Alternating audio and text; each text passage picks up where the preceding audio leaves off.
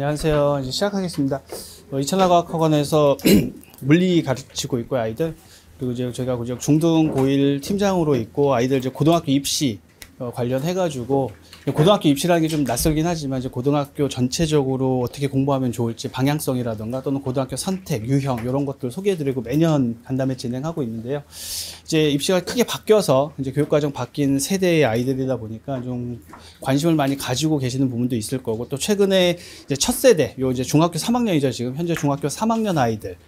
대상으로 또 현재 고1 아이들 대상으로 하는 그 입시안이 어느 정도 지금 공개가 돼 있어서 그 관련해서 이제 소개를 드리고자 하는 자리 마련했습니다. 시작하도록 하겠습니다. 일단 뭐 많이 들어보셨을 거예요. 고교 학점제. 뭐 사실 대단한 얘기는 아니고요. 요거는 사전에 미리 이제 준비가 돼 있었어요. 이전 교육과정 아이들은 학점이라는 표현 대신에 단위수라는 표현을 썼어요. 이수 단위라고 해서. 그 이전에는 이제 학교에서 그냥 교육과정 자체가 학교에서 그냥 지정된 것들.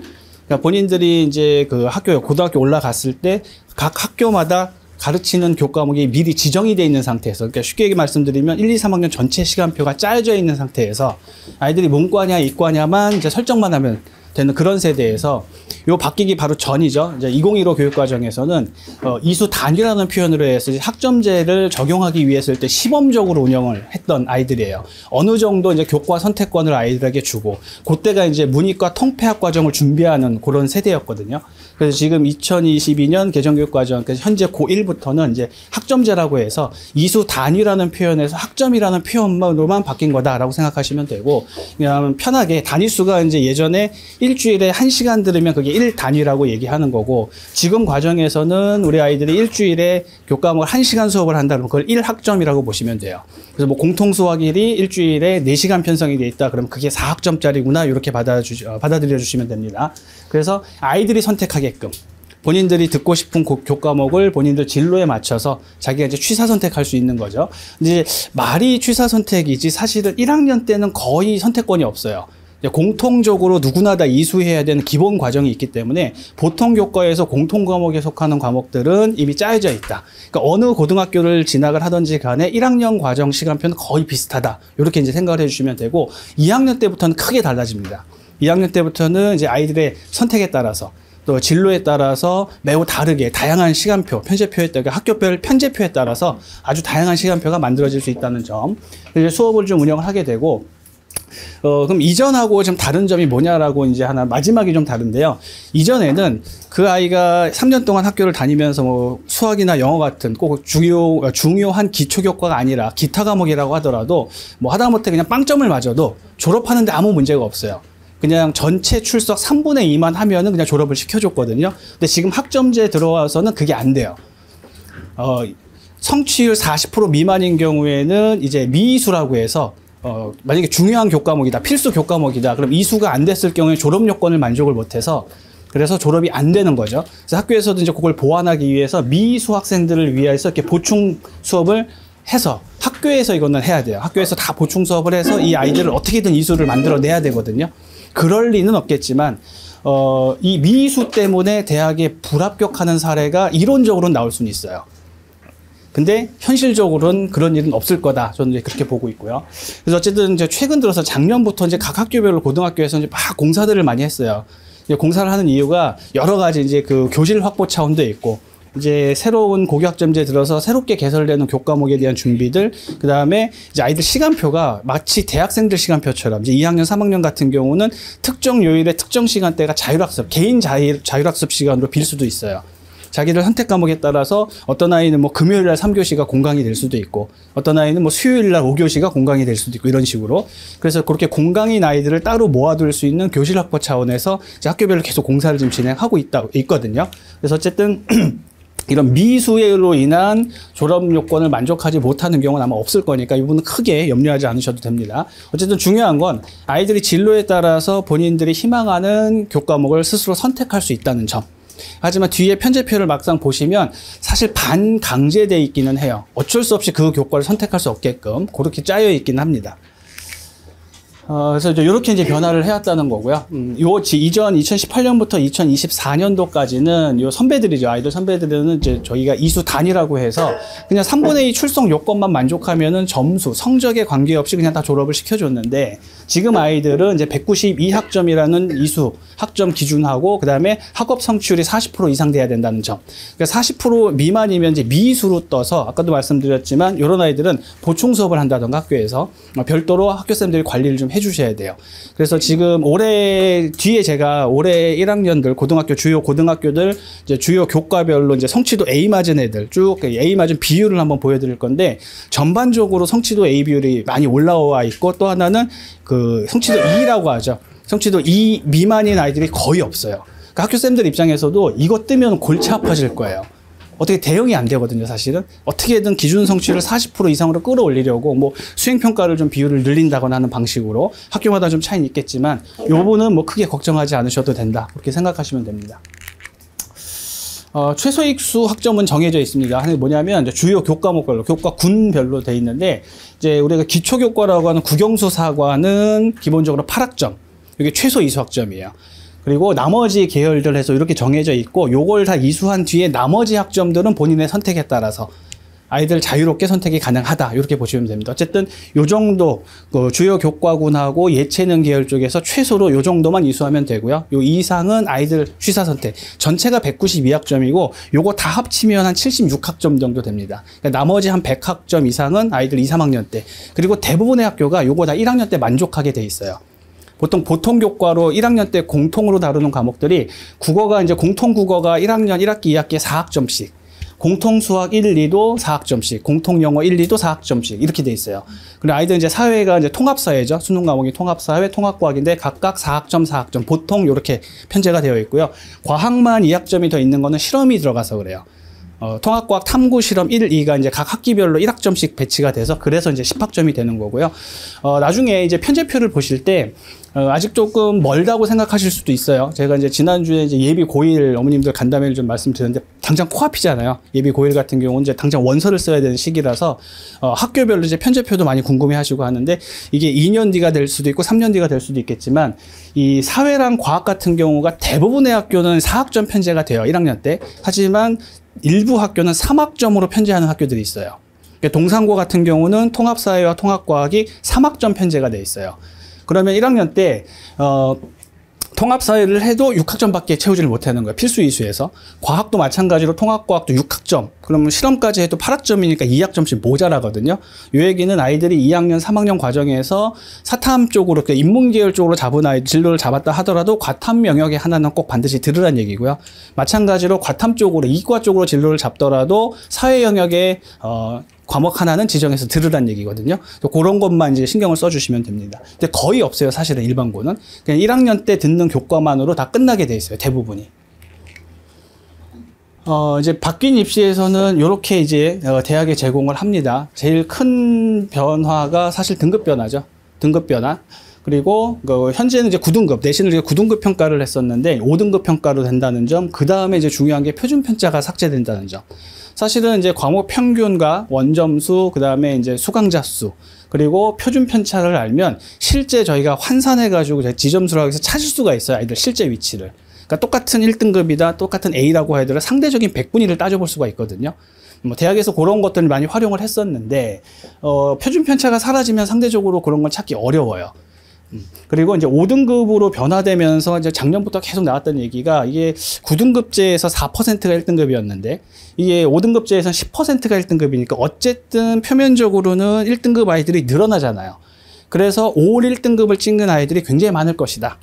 그래서 굉장히 많은 뭐 인플레이션이 있을 것이다. 1등급 인플레이션이 있을 것이고 뭐 올 1등급을 찍어도 정말 최상위권 대학 또는 의치한 약수 여기를 가는데 어려움이 있을 것이다 라는 얘기가 되게 많이 돌았어요.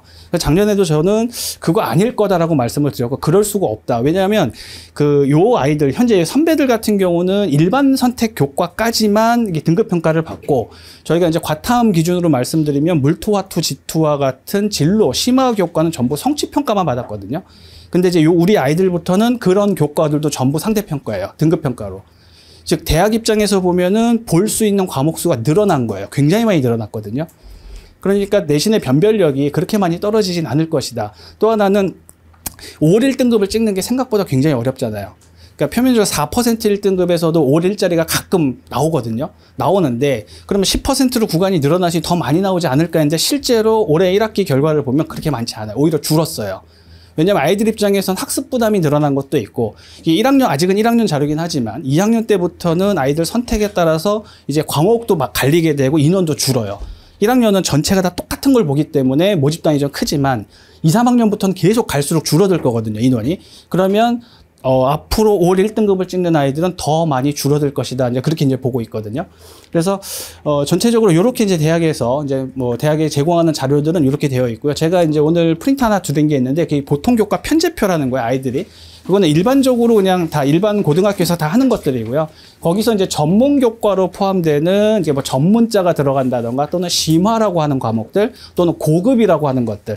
뭐 이제 과학 영역에서는 뭐 고급 물리, 고급 생명 이런 거 있거든요. 그래서 보통 저희가 전문 교과라고 하는 거는 특목고에서 보통 하는 수업들. 근데 요게 이제 일반고에서도 개설이 가능해지면서 많은 일반고에서 이제 고급 과목들, 과탐 기준은 고급 과목들이 거의 다 들어왔어요. 동산고가 들어왔고 신성고가 들어왔고 그리고 이제 뭐 요 동안고도 들어왔더라고요, 보니까. 과중학교는 원래 간혹 했었어요, 사실 고급 과목들을. 그래서 이제 그것들은 이제 빼놓고 이제 보통 교과하고 일반 선택, 진로 선택만 해가지고 공통적인 부분만 제가 이제 자료를 하나 만들어 드렸고, 거기서 이제 음영으로 그 앞에 약간 분홍색 계열이죠. 핑크색 계열로 된 거는 수능 교과예요. 아이들 수능 보는 과목들. 그렇게 보시면 되고, 노란색 색칠된 영역들은 저희가 융합 선택이라고 해서 요거는 성취도로만 나타내는 과목이다라고 생각하시면, 등급 평가를 하지 않는다 이렇게 생각하시면 됩니다. 이렇게 바뀌죠.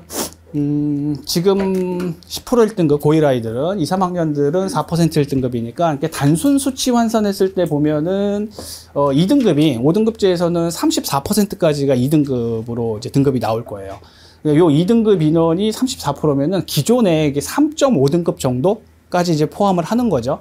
그래서 상당히 이제 요 격차가 아이들의 이것 때문에 이제 내신 변별력은 더 없어지는 거 아니냐, 이런 이제 걱정들을 많이 했던 거고 저희가. 근데 실제 막상 뚜껑을 열어보니까 그렇게 걱정하지 않아도 되겠다. 라는 이제 이게 이제 요새 이제 나온 자료들을 보면 좀 그렇거든요. 이제 하나 걱정되는 건, 제가 걱정하는 건 이제 개인적으로 이런 부분이거든요. 일반고에서 최상위권 1등급을 찍는 아이들은 그냥 여기 있어요, 그냥 계속. 근데 지금 이제 우리가 여러 가지 전형 방법 중에서 이제 교과 전형, 특히 교과. 그러니까 아이들이 이제 성적만 가지고 대입을 보는 수시에서 교과 전형 같은 경우는 어차피 교과는 전국 단위 자사고 아이들이라던가 아니면 특목고 아이들은 못 쓰는 전형이에요. 경쟁력이 없으니까. 근데 거기서는 4등급, 5등급 정도 나오는 아이들이 일반고의 1등급 아이들하고 교과에서 정량적으로 평가하는 교과 전형은 등급차가 워낙 크기 때문에 이건 사실 넣기 힘들거든요. 그럼 지금 현재 일반고 1등급인 아이하고 뭐 예를 들면 문과 기준으로 일반고 1등급이고 그다음에 외고에서 5등급인 아이하고 교과에서 경쟁이 안 되죠, 당연히. 근데 개정이 되면은 외고에서 5등급 아이가 3등급으로 들어오죠.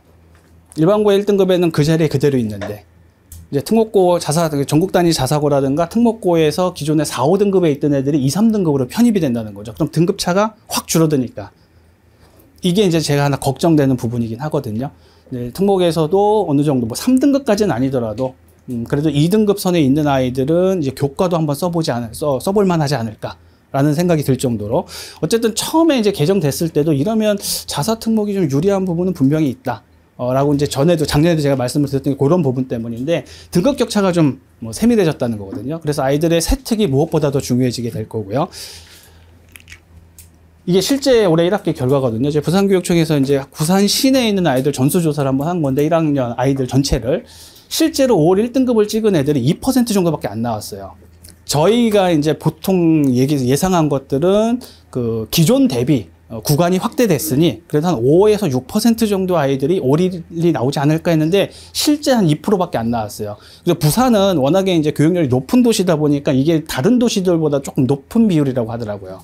그래서 서울 같은 경우는 요거보다 좀 적게 나왔어요. 한 1.6% 정도? 1.6에서 1.8% 정도? 이게 1학년 1학기 기준이니까 2학년이나 3학년 올라갈수록 아까도 말씀드렸지만 요 아이들이 계속해서 1을 찍을 확률은 많이 떨어질 거예요. 계열이 나뉘고 과목이 갈리고 인원이 줄어들 테니까요. 1학년이야 뭐 전체가 200명인 학교면 200명 전체 대상에서 뭐 20명까지가 1등급이지만 2학년 올라가서 물리학을 선택을 했는데 물리학 선택 인원이 60명이라면 6명 1등급으로 줄거든요. 그래서 이 아이들이 3학년 때까지 계속해서 5리를 찍을 확률은 매우 크지 않다. 네, 그렇게 저는 보고요.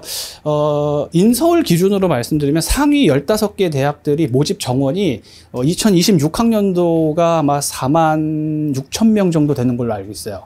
상위 15개 주요 대학. 저희가 뭐 상위 15, 저도 대학을 이렇게 서열로 나누는 걸 별로 좋아하지는 않지만 보통 중경외시 라인까지를 잡거든요. 건동홍숙 라인까지 잡는다고 해도 4만 한 6천 명 정도. 그리고 그냥 인서울, 그냥 만약 서울 소재 대학들, 주요 대학들만 따지면 한 7만 명이 좀 넘어요. 모집 정원 자체가. 그러면 우리 아이들이 지금 2028학년도가 42만 명 정도 되더라고요. 현역들이. 물론 이제 재수생을 고려하지 않았을 때, 단순하게 현역 수치만 그런 거고, 여기는 이제 뭐 실업계라든가 이런 게 다 포함된 거고요. 거기에 이제 재수생이 일부 들어온다고 하더라도 한 50만 명 내외, 올해랑 좀 비슷하지 않을까, 라고 좀 생각을 한다면, 평균적으로 한 12%, 13% 정도? 그러니까 10%가 이제 5만 명이잖아요, 대충. 그 정도 잡는다면은 어느 정도 기준이 될지는 이제 아이들. 저는 한 1점대 중후반, 2점대가 2가 넘어가면은 조금 빠듯할 수도 있지만 그래도 대부분의 아이들이 여기서 다 걸리지 않을까, 상위권 아이들은. 그러니까 되게 촘촘해지는 거죠. 올 1은 거의 없어지지만 1.xx는 엄청나게 많아진다는 거거든요, 아이들이. 그래서 그런 부분에서 생기부의 변별력에 따라서 이제 합격이 결정되는, 당락이 결정될 수도 있지 않을까라는 부분들. 아직은 결과가 나온 게 아무것도 없어서 사실은 결과를 가지고 말씀드리는 건 좀 조심스러운 부분이 있습니다. 그래서 너무 걱정하지 않으셔도 된다. 그래서 이게 이제 처음에 작년부터 계속 저희가 이제 고민했던 부분인데, 이게 선택제잖아요. 아이들이 선택하게 돼 있으니까 이런 특정 교과로 쏠림 현상, 저희가 특정 교과라는 건 아이들이 쉬운 과목들, 내신 따기 좋은 과목들 이렇게 쏠리면서, 예를 들면 이전에 어떤 문제가 있었냐면 분명히 자연 계열이에요. 그 심지어 목표도 공학 계열로 가고 싶은 아이들이 물리를 선택하지 않아요. 요 이전, 그러니까 전 교육 과정에서는 선택하지 않아도 대학 가는데 상관이 없었어요.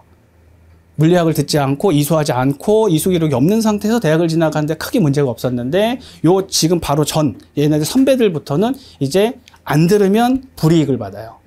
그래서 대학별로 권장 이수 과목들이 이제 학교별로 다르긴 하거든요. 그러니까 처음에는 좀 강하게 좀 가이드라인을 잡았다가 최근에는 조금 느슨해지는 추세이네요. 서울대가 좀 느슨해졌고, 그러니까 수학은 조금 지정을 하지만 과학은 좀 풀어주고요. 이게 어떤 부작용이 생겼냐면, 서울대가 이제 이수 기준을 마련해가지고, 야, 자연계열 올 거면은 물리학 듣고 와.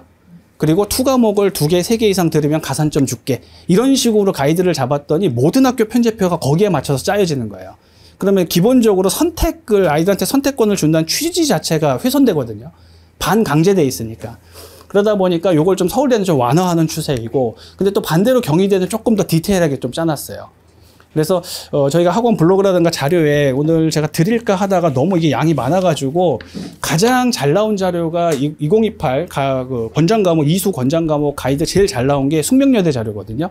다른 대학들은 대부분 그냥 큰 틀에서 단과대별로 그냥 특히 자연계열 쪽만 나왔어요. 뭐 수학은 이거 하면 좋고 과학은 이거 하면 좋고 이런 식으로 나왔는데, 숙명여대 같은 경우는 학과별로 나왔어요. 학과별로 우리가 전공 과목을 이런 걸 듣기 때문에 고등학교 때 이런 거 들으면 좋고 해가지고 인문계열, 자연계열 다 망라해서, 그래서 가이드가 굉장히 잘 나왔거든요. 그거 참고해서 보시면 좀 도움이 되실 겁니다. 이 특정 교과를 쏠림 현상이 좀 크지 않을까 싶었는데, 그래서 이제 학교의 대학에서도 이제 이런 가이드라인을 좀 잡아주는 거예요. 잡아줘서 특정 교과로 쏠림이 없도록. 그래서 아이들한테 어떤 이 과목을 들으면 좋다, 나쁘다라는 게 단순히 아이들 생각에 학습의 난이도라든가 학생 수라든가 이런 걸 고려하지 말고 본인 진로에 맞게 들어라. 네가 듣고 싶은 거 들어라. 너한테 필요한 교과면 반드시 들어라 라고 해서 이제 돼 있다는 부분인데, 실상 아이들 보면은 막상 얘네들 선배들도 저희가 2학년, 3학년 때 선택 과목 조사하는 거 보면 여전히 이걸 때문에 고민하는 아이들이 있어요. 사실은 문과는 고민할 게 없습니다. 문과는 사실은 계열에 따라서 크게 편차가 없기 때문에 뭘 들어도 사탄 계열 쪽은. 근데 문제는 이과죠. 이과인데 2학년 올라가는 시점에서 물화생을 할 것이냐, 물화지를 할 것이냐, 화생지를 할 것이냐. 이게 가장 큰 고민이거든요. 보통 4개 중에 3개를 고르라고 하기 때문에 학교에서 4개를 다 하는 거는 과중학교가 그렇게 하게 될 거고, 일반 고등학교라면은 보통 과탐 일반 선택 4개 중에 3개를 골라야 되는데, 여기서 되게 고민이 많아지거든요. 전체적인 방향을 보자면 물화생을 하는 게 맞는데, 사실 지구과학 관련 교과군이 그렇게 많지가 않기 때문에 대학 전공에서도, 그럼 지학을 버리고 가는 게 맞는데 물화생을 하자니 너무 학습 부담이 크고, 이런 부담이 되게 큰 거거든요, 아이들이. 그래서 저는 특정 교과를 쏠림은 심하지는 않지만 많이 완화되긴 했지만 여전히 아이들한테는 큰 고민거리가 될 거라는 점이고요. 그러다 보니까 당연히 이제 고등학교 1학년 선행학습 경쟁이 되게 심하죠. 지금도 이제 제가 미리 질문 받은 것 중에 현재 중학교 1학년 학생인데 물화생지를 다 끝내고 진학을 하고 싶다고 질문하신 분도 계세요. 그래서 사실 그건 좀 과하지 않나. 저는 항상 이 과학 선행 관련해서 이제 저한테 문의를 해주시면, 천천히 생각하시라고 말씀드리거든요. 급하게 하시지 않아도 된다. 그러니까 중학교 과학을 조금 더 탄탄하게 잡아주시는 게 가장 베스트고, 일단은 국영수. 그 중에서도 수학을 최우선으로. 그러니까 수학이 안정화가 안 되면 과학은 해봤자 의미가 없어요. 어쨌든 과학은 선택이잖아요. 아이들이 선택할 수도 있고, 안 할 수도 있는 교과. 또 똑같은 과학이라 하더라도 물리를 할 수도 있고 안 할 수도 있고, 이건 선택의 영역으로 계속 남지만 국영수는 문과이과 관련 없이 선택의 영역이 아니거든요. 그리고 수학에 대한 학습 부담이 아이들이 워낙 크기 때문에 고등학교 올라가면 수학은 그래도 일주일에 2번, 3번 가잖아요. 아이들 학원을 다닌다고 하면. 근데 과학은 일주일에 많아야 1번 정도거든요. 2시간에서 3시간 정도의 수업. 대신에 이제 과목 수가 좀 많은 건 사실이죠. 물화생을 하면은 3과목을 해야 되니까. 근데 그 모든 것들을 고등학교 2학년, 3학년 때 전부 학원에 또는 뭐 과외니 이렇게 의존할 수가 없어요. 그리고 현실적으로 고등학교 2학년 때 아이들이 과탐을 마음껏 자기 역량껏 공부를 할 수 있는 시간이 확보가 되려면 국영수가 탄탄해야 돼요. 그러니까 국영수가 탄탄하지 않은 아이들이 고등학교 2학년, 1학년, 2학년 그대로 올라가게 되면은 결국은 2학년 때도 국영수 하다가 과탐 공부를 못 해요. 탐구 공부할 시간이 안 나와요. 그래서 제가 아이들한테 부탁하는 건 저학년 때 너무 과학에 신경 쓰지 말고, 그러니까 현행 단계 심화 위주로 탄탄하게 잡아주고 수학을 최우선으로 많이 잡아놔라. 그래서 고등학교 2학년 올라가는 시점에서 네가 고2 올라갈 때 국어, 영어, 수학에서 1시간씩 덜 공부해도 성적이 유지될 정도로 탄탄하게 잡아놔라. 그리고 거기서 줄어든 1시간을 탐구에 쏟아야 된다. 아이들이 2학년 올라갈 때 하루가 24시간이 36시간 늘어나는 건 아니니까요. 그래서 항상 수학을 최우선으로 먼저 잡아주시고 선행 계획을 잡으시더라도, 저는 지나친 선행은 항상 말씀드리지만은 역효과 난다고 말씀드리거든요. 지나친 선행도 별로 바람직하지 않습니다. 학교별로 편제가 매우 다양하거든요. 예를 들면 확률과 통계가 분명히 수능 교과인 건 맞으나 그 확률과 통계를 2학년 때 하는 학교가 있고 3학년 1학기 때 하는 학교가 있어요. 근데 벌써 초등학교 6학년, 중학교 1학년밖에 안 됐는데 벌써 뭐 미적 원을 하니 확률과 통계를 하니 저는 이건 조금 오바라고 보거든요. 네. 그래서 항상 또 이게 왜 이런 말씀을 드리냐면 수학이랑 과학이라는 이과 과목들은 위계라는 게 정해져 있기 때문에 뒤에 걸 먼저 듣는다고 해서 앞에 게 크게 도움이 되지 않습니다. 뒤에 거를 먼저 해놓으면 어려운 걸 해놨으니까 앞에 건 자동으로 되겠지? 아니에요. 앞에 걸 튼튼하게 잘 해놔야 뒤에 게 부담 없이 할 수 있습니다.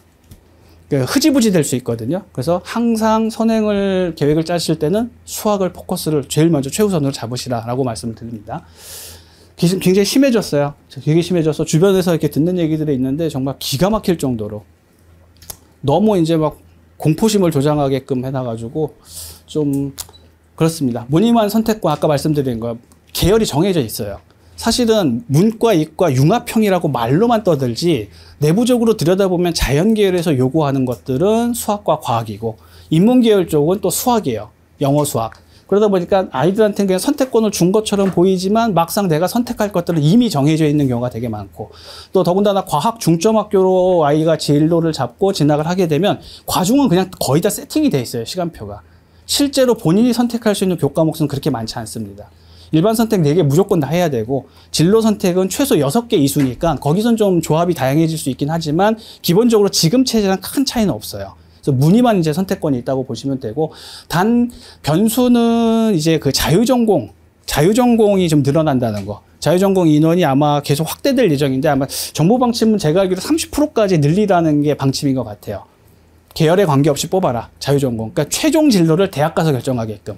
그래서 자유전공 쪽을 잡는다면은 과탐이든 사탐이든 그거보다는 기초, 국영수, 그 중에서도 수학. 왜냐하면 지금도 사실 자유전공이 그 형식이 여러 가지가 있는데 문과 자유전공이 있고 이과 자유전공이 있고요. 그다음 문과 이과 융합하는 자유전공이 있는데 이 융합형 전형 같은 경우는 실제 합격생의 99%가 이과 애들이에요. 실제로. 왜냐하면 기초를 워낙 수학을 많이 드러나서 이과 애들이. 그러니까 기초 교과가 무엇보다 중요하다. 그렇게 제가 말씀을 드릴 수 있습니다. 그래서 이거는 예전에 그 2018부터도 제가 말씀을 드렸지만 이게 그 교육과정의 타이틀 자체가 꿈과 끼를 살리는 교육과정이에요. 아이들. 근데 꿈과 끼를 살리는 게 아니라 꿈을 강요하는 교육과정이거든요. 그냥 뭐 할 건지를 계속 물어봐야 돼요. 중학교 때부터 너 뭐 할 거야? 이과 갈 거야? 문과 갈 거야? 이과 갈 거면 어디 갈 거야? 그걸 결정해야 뭘 선택하면 좋은지가 나오기 때문에, 시간표가 나오기 때문에 그 시간표를 보고 플랜을 짤 수 있고 어떻게 준비를 할 수 있고, 그래서 미리 진로가 확립된 아이들은 조금 편하게 갈 수 있는데 이게 말이 안 되죠. 어떻게 중학교 애들이 자고 나면 꿈이 바뀔 애들인데 그게 너무 당연한 건데, 그래서 좀 답답한 게 좀 이런 부분입니다. 이렇게 자꾸 강제돼 있다는 거. 그리고 이제 인원이 작은 학교, 사실 고등학교 선택할 때 고려하는 여러 중요한 요소 중에 하나가 또 필수적으로 인원이거든요. 인원 규모. 이거 정말 무시 못 하는데, 제가 작년부터 안양여고가 이제 과중학교로 바뀌면서 안양여고 편제표 진짜 괜찮거든요. 특히 아이가 이제 어느 정도 진로가 확립된 여학생이라면 이과 쪽으로 진로를 잡는데 바이오메디컬 쪽으로 생각을 하고 있다. 꼭 바이오메디컬이라고 해서 꼭 의대만 있는 건 아니잖아요. 생명공학 계열이라든가 약학이라든가 화학이라든가 이쪽으로 진로를 희망하고 있는 아이들이라면 안양여고 편제표는 딱 짜여져 있어요. 거기에 맞춰서. 학습 부담도 과중학교 치고 그렇게 크지도 않고 할 수 있는 것들만 딱딱딱 할 수 있게. 하지만 치명적인 약점이 있어요. 안양여고는 인원이 너무 작아요. 200명이 안 돼요. 190명, 1학년 입학생이 190명 남짓 정도 돼요. 그나마도 요새 이제 올해 또 큰 이슈 중에 하나가 자퇴생들 대거 늘어난 거. 엄청 많았어요. 거의 한 5% 정도씩은 빠진 것 같아요. 학교에서. 그게 이제 작년에 하도 호들갑들을 떨어놔서 주변에서 1등급 아니면 대학 못 간다. 아까 자료 보셨지만 아니거든요. 도대체 그 대학이 기준이 전 어딘지 모르겠어요. 어디까지를 대학으로 보고 그 이하는 대학으로 안 보는 건지는 모르겠는데, 그래서 아이들이 그냥 지레 겁먹고, 하지만 지금 입시부터는 이제 개정 입시부터는 이제 100% 정시 안 된다는 거 아마 들으셨을 거예요. 서울대가 교과 40% 반영한대요. 정시에서. 그러니까 정시 파이팅 불가능하다고 생각하시면 됩니다. 아이들이 보통 전 잘 모르겠는데 대신이 잘 안 나와서 내가 대학 간데 좀 무리가 되겠다 불리하겠다 싶어서 자퇴를 한다고들 얘기하는데, 그러면 검정고시를 통해서 가는 게 그럼 유리하냐라고 하면 정시는 갈수록 줄어들 거고요. 심지어 상위권 대학들은 그 정시 100% 수능 전형에서조차도 교과를 반영하겠다고 나오면 이거를 애들이 수능 점수만으로 뒤진다는 건 저는 거의 불가능하다고 생각을 하거든요. 그건 이따가 서울대 전형 보면 잠깐 말씀을 드릴게요. 소규모 학교, 제가 제일 걱정되는 게 항상 이거예요. 소규모 학교. 그래서 작년에 이제 간담회 때 말씀드리긴 했는데 안양여고랑 신성고랑 좀 합쳤으면 좋겠다. 인원도 되고 둘 다 이제 신성고가 내년부터 과중학교 들어오거든요. 과학중점 과정으로 경기도형 과중으로 들어와서 얘네도 이제 바이오메디컬 쪽에 특화된 걸로 들어왔기 때문에 저는 너무 좋을 것 같아요. 좀 그런 것도 되면 좋지 않을까. 인원이 항상 문제예요. 인원이. 그러니까 전체 대입 전형은 다 아시겠지만 제가 이제 논술하고 실기는 뺐어요. 그냥 큰 틀에서 보면 이제 수시, 교과는 그냥 아이들 교과만 가지고 자기들 과목의 점수, 등급, 성취도 요것만 가지고 평가를 하는 방식이고, 학생부 종합전 학종 많이 들어보셨을 겁니다. 학종은 이제 전반적으로 나머지 요소까지 학교 활동까지, 활동 내용까지 세세하게 들여다보겠다라는 게 학생부 종합전형이고, 일반적으로 알려진 거는 일반고는 교과가 좀 유리하고, 그 다음에 이제 뭐 자사고라든가 특목고는 학생부 종합전형이 좀 유리하고, 그리고 이제 뭐 정시형 학교들이라고 알려진 학교들 있죠. 저희가 정시형 학교 그러면 저는 이제 4년제 학교라고 말하는 예전에 신성고라든가 군포고, 요 근처에 있어요. 신성고, 군포고, 과천중앙고, 이런 학교들은 저는 4년제 학교라고 말씀드리거든요. 4년제 고등학교들. 그러니까 흔히 이제 재수생들. 그러니까 입시 실적이 쭉 발표가 되는데 막상 뜯어보면은 거의 절반 이상이 재수생들, 현역이 아니라 N수생들. 그 결과까지 다 그냥 합해서 발표를 해버리니까. 근데 많이 좋아졌더라고요. 신성고 많이 좋아졌어요. 그래서 이제 전체 틀은 이렇게 짜여져 있다라고 생각하시면 되고, 현역은 늘 말씀드리지만 수시로 가는 게 제일 좋습니다. 수시로. 그래서 수시를 최우선, 그러니까 수시는 무조건 성적이죠. 성적. 내신 관리가 그만큼 중요하다. 입시 관련된 얘기는 앞으로 이제 계속 드릴 기회가 좀 있을 거고요. 일단 2028 수능은 이렇게 바뀌었습니다. 많이 아시겠지만 이제 제일 제가 걱정하는 건 뭐 사실 국어 수학은 크게 바뀐 건 없어요. 지금하고 큰 틀에서 변화는 없는데 문제는 이제 수학에서 단답형이 30%, 현행 수학에서 단답형 문제가 2문제거든요. 2문제인데 지금 2028학년도부터는 9문항으로. 그리고 이제 문제는 탐구죠. 탐구가 선택 과목에 따른 유불리가 너무 많다. 그러니까 똑같은 과탐인데 물리학 1등급 맞은 애랑 화학 1등급 맞은 애랑 표준 점수나 백분위 차이가 너무 크다. 그래서 이런 것 때문에 자꾸 합격의 유불리가 발생하니 그거 없애자라고 나온 게 고1 때 탐구 과목이 누구나 다 하는 통합과학, 통합 사이를 보겠다는 거거든요. 근데 이제 약간 좀 걱정되는 부분은 있죠. 1학년 때 배웠던 교과를 3학년 때 수능 과목으로 보겠다. 이제 25문항이고요. 현재 탐구가 30분 20문항인데 두 과목을 볼 때 선택해서 요 아이들은 이제 25문항씩 각 25문항으로 시간도 10분 늘려줬어요. 근데 좀 걱정스러워요. 솔직히 좀 걱정스럽습니다. 이 부분은. 왜냐하면 저는 이과 애들은 통합과학에 대한 부담이 없을 거다. 어차피 이어지는 2학년 3학년 때 계속해서 과학 과목을 들을 테니까. 그리고 통합과학 1학년이 전반적으로 물화생지를 망라하고 있고 거의 한 60% 정도의 내용은 중학교 과학을 기반으로 하고 있기 때문에 이과 쪽으로 진로를 잡은 아이들은 통합과학은 뭐 크게 부담스러워하지 않을 것이다. 단 사회는 좀 부담스러울 수도 있고요. 반대로 문과 아이들은 저 통합과학이 좀 부담스러울 수도 있겠다. 3학년 올라가서 다시 공부를 해야 되는 부담이 좀 생기지 않을까. 그런 걱정을 좀 했었는데 이게 문과 이과 관계없이 조금 걱정이 돼요. 지금 1학년 애들 공부하는 거 보니까. 지금 저희가 이제 한창 기말고사 준비 기간이고 대비 기간인데, 이미 1학기 때 내용 다 잊어버렸어요. 이미. 이과 애들도. 너무 답답해서, 이게 아이들이 좀 착각하는 게 고등학교 내신은 중학교 내신하고는 결이 다르거든요. 그러니까 예를 들면 이제 지금 통합과학 2학기 부분에 이제 마지막 기말 범위이긴 한데 마지막 기말 범위에 이제 발전과 관련한 에너지 관련 문제들 중에 연료전지라는 게 하나 소개되는 게 있어요. 근데 그 개념의 산화 반응과 환원 반응이라는 게 소개되는데 요게 앞선 중간고사 때 시험 봤던 내용이거든요. 그 개념을 똑같이 내도 상관이 없어요. 실제로 그렇게 문제가 나오고 있고. 근데 이미 까먹었어요. 중간고사 끝난 지 한 달밖에 안 지났는데. 얘네들 데리고 고3 올라가면 이거 어떡하지라는 생각이 드는 거예요. 고3 때 얘들 어떻게 준비시키지? 과학이 이 정도면 사회는 문과 애들도 마찬가지고 이과 애들도 마찬가지고. 이게 좀 걱정이 좀 되는 부분이 있습니다. 그리고 2028학년도는 이렇게 확정이 됐는데 2029, 2030은 아직 몰라요. 그거는 이제 매년 좀 바뀌는 부분이 있는데 작년 말에 논의가 시작됐고 올 초에 결정한다고 했는데 아직 확정은 안 됐는데 계속 논의 중인 게 요 다음 2029부터는 논서 수령이 들어오는 걸로 계속 추진 중이에요. 교육부에서. 수능에서 논수령, 서수령. 그러니까 지금 수학만 단답형 9문제가 들어왔는데 수학뿐만이 아니라 다른 교과군에서도 들어온다는 얘기인데 사실 영어는 절대평가니까 들어올 일이 전 없다고 보고 뭐 단답형이 들어온다고 한다면은 뻔하거든요. 탐구밖에 없어요. 사회랑 과학. 사회과학 쪽에 뭐 2-3문제씩에 서논수령 문제가 들어올 수도 있다. 이건 아직 확정된 사항은 아니고요. 작년 말부터 얘기가 나오고 올 초에 3월에 하기로 했었는데 이게 미뤄진 것 같더라고요. 그래서 쓰는 연습 굉장히 중요하다는 거, 아이들. 특히 이제 남학생들 항상 이제 그 시험 끝나고 나면은 그 고등학교 내신들도 보면은 이 내신의 뭐 논수령 문제를 꾸준히 내는 학교들이 있어요. 뭐 신성고나 우성고는 꾸준히 내거든요. 근데 부원고 같은 경우는 안 내요. 이게 안 낸 지 꽤 됐어요. 코로나 이후로는 아예 안 내요. 논수령 문제를. 근데 남학교들은 문제가 선생님들이 그러신다고 하더라고요. 시험 끝나면 다 모여서 회의를 한대요. 이 글씨가 뭔지 서로 못 알아봐서 저만 알아보게 써놔서.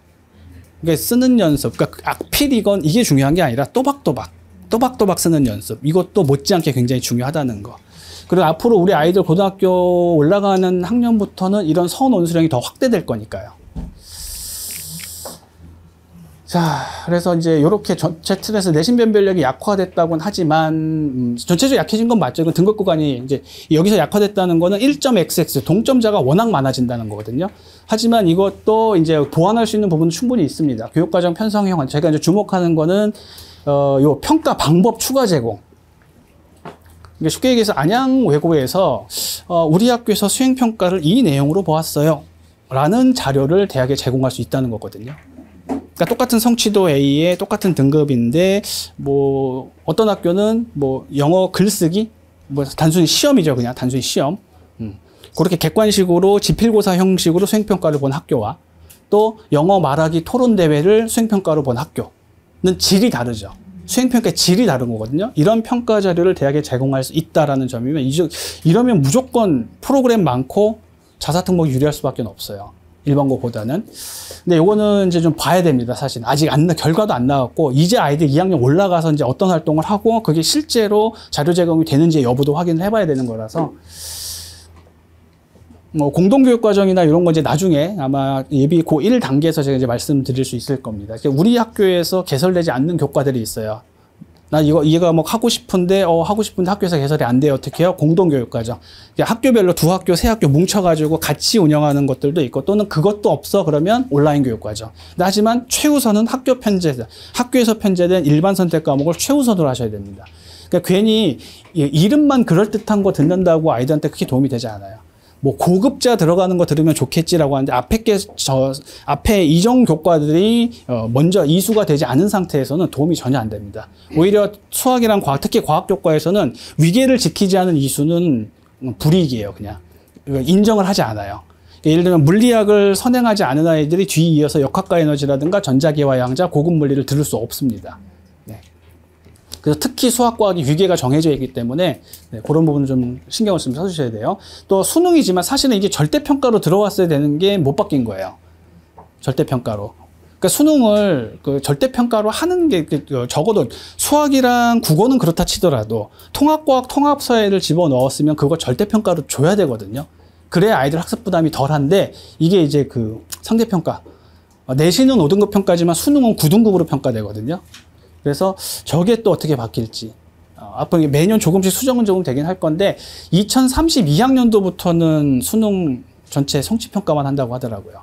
2032학년도부터 그게 이제 장기 로드맵이에요. 차근차근 바꿔나간다라고 생각하시면 되고 수시 정시 통합은 이제 3학년 2학기가 워낙 이게 내신이 황폐화되거든요. 거의 수업이 이루어지지 않아요. 뭐 애들 수시 준비한다, 면접 준비한다, 정시 준비한다 해가지고 수업이 거의 이루어지지 않거든요. 대부분 최상위권 고등학교들을 보면은 3학년 2학기가 시간표가 되게 널널해요. 거의 하는 게 없어요. 그냥 뭐 융합교과, 교양교과 이런 수업만 깔아놨거든요. 대신에 다 한 학기씩 앞으로 땡겨 놓은 거라 다니는 동안 너무 힘들죠. 하지만 3학년 1학기만 끝나면 그 다음부터는 편하게 입시 준비를 할 수 있다는 그런 장점은 좀 있거든요.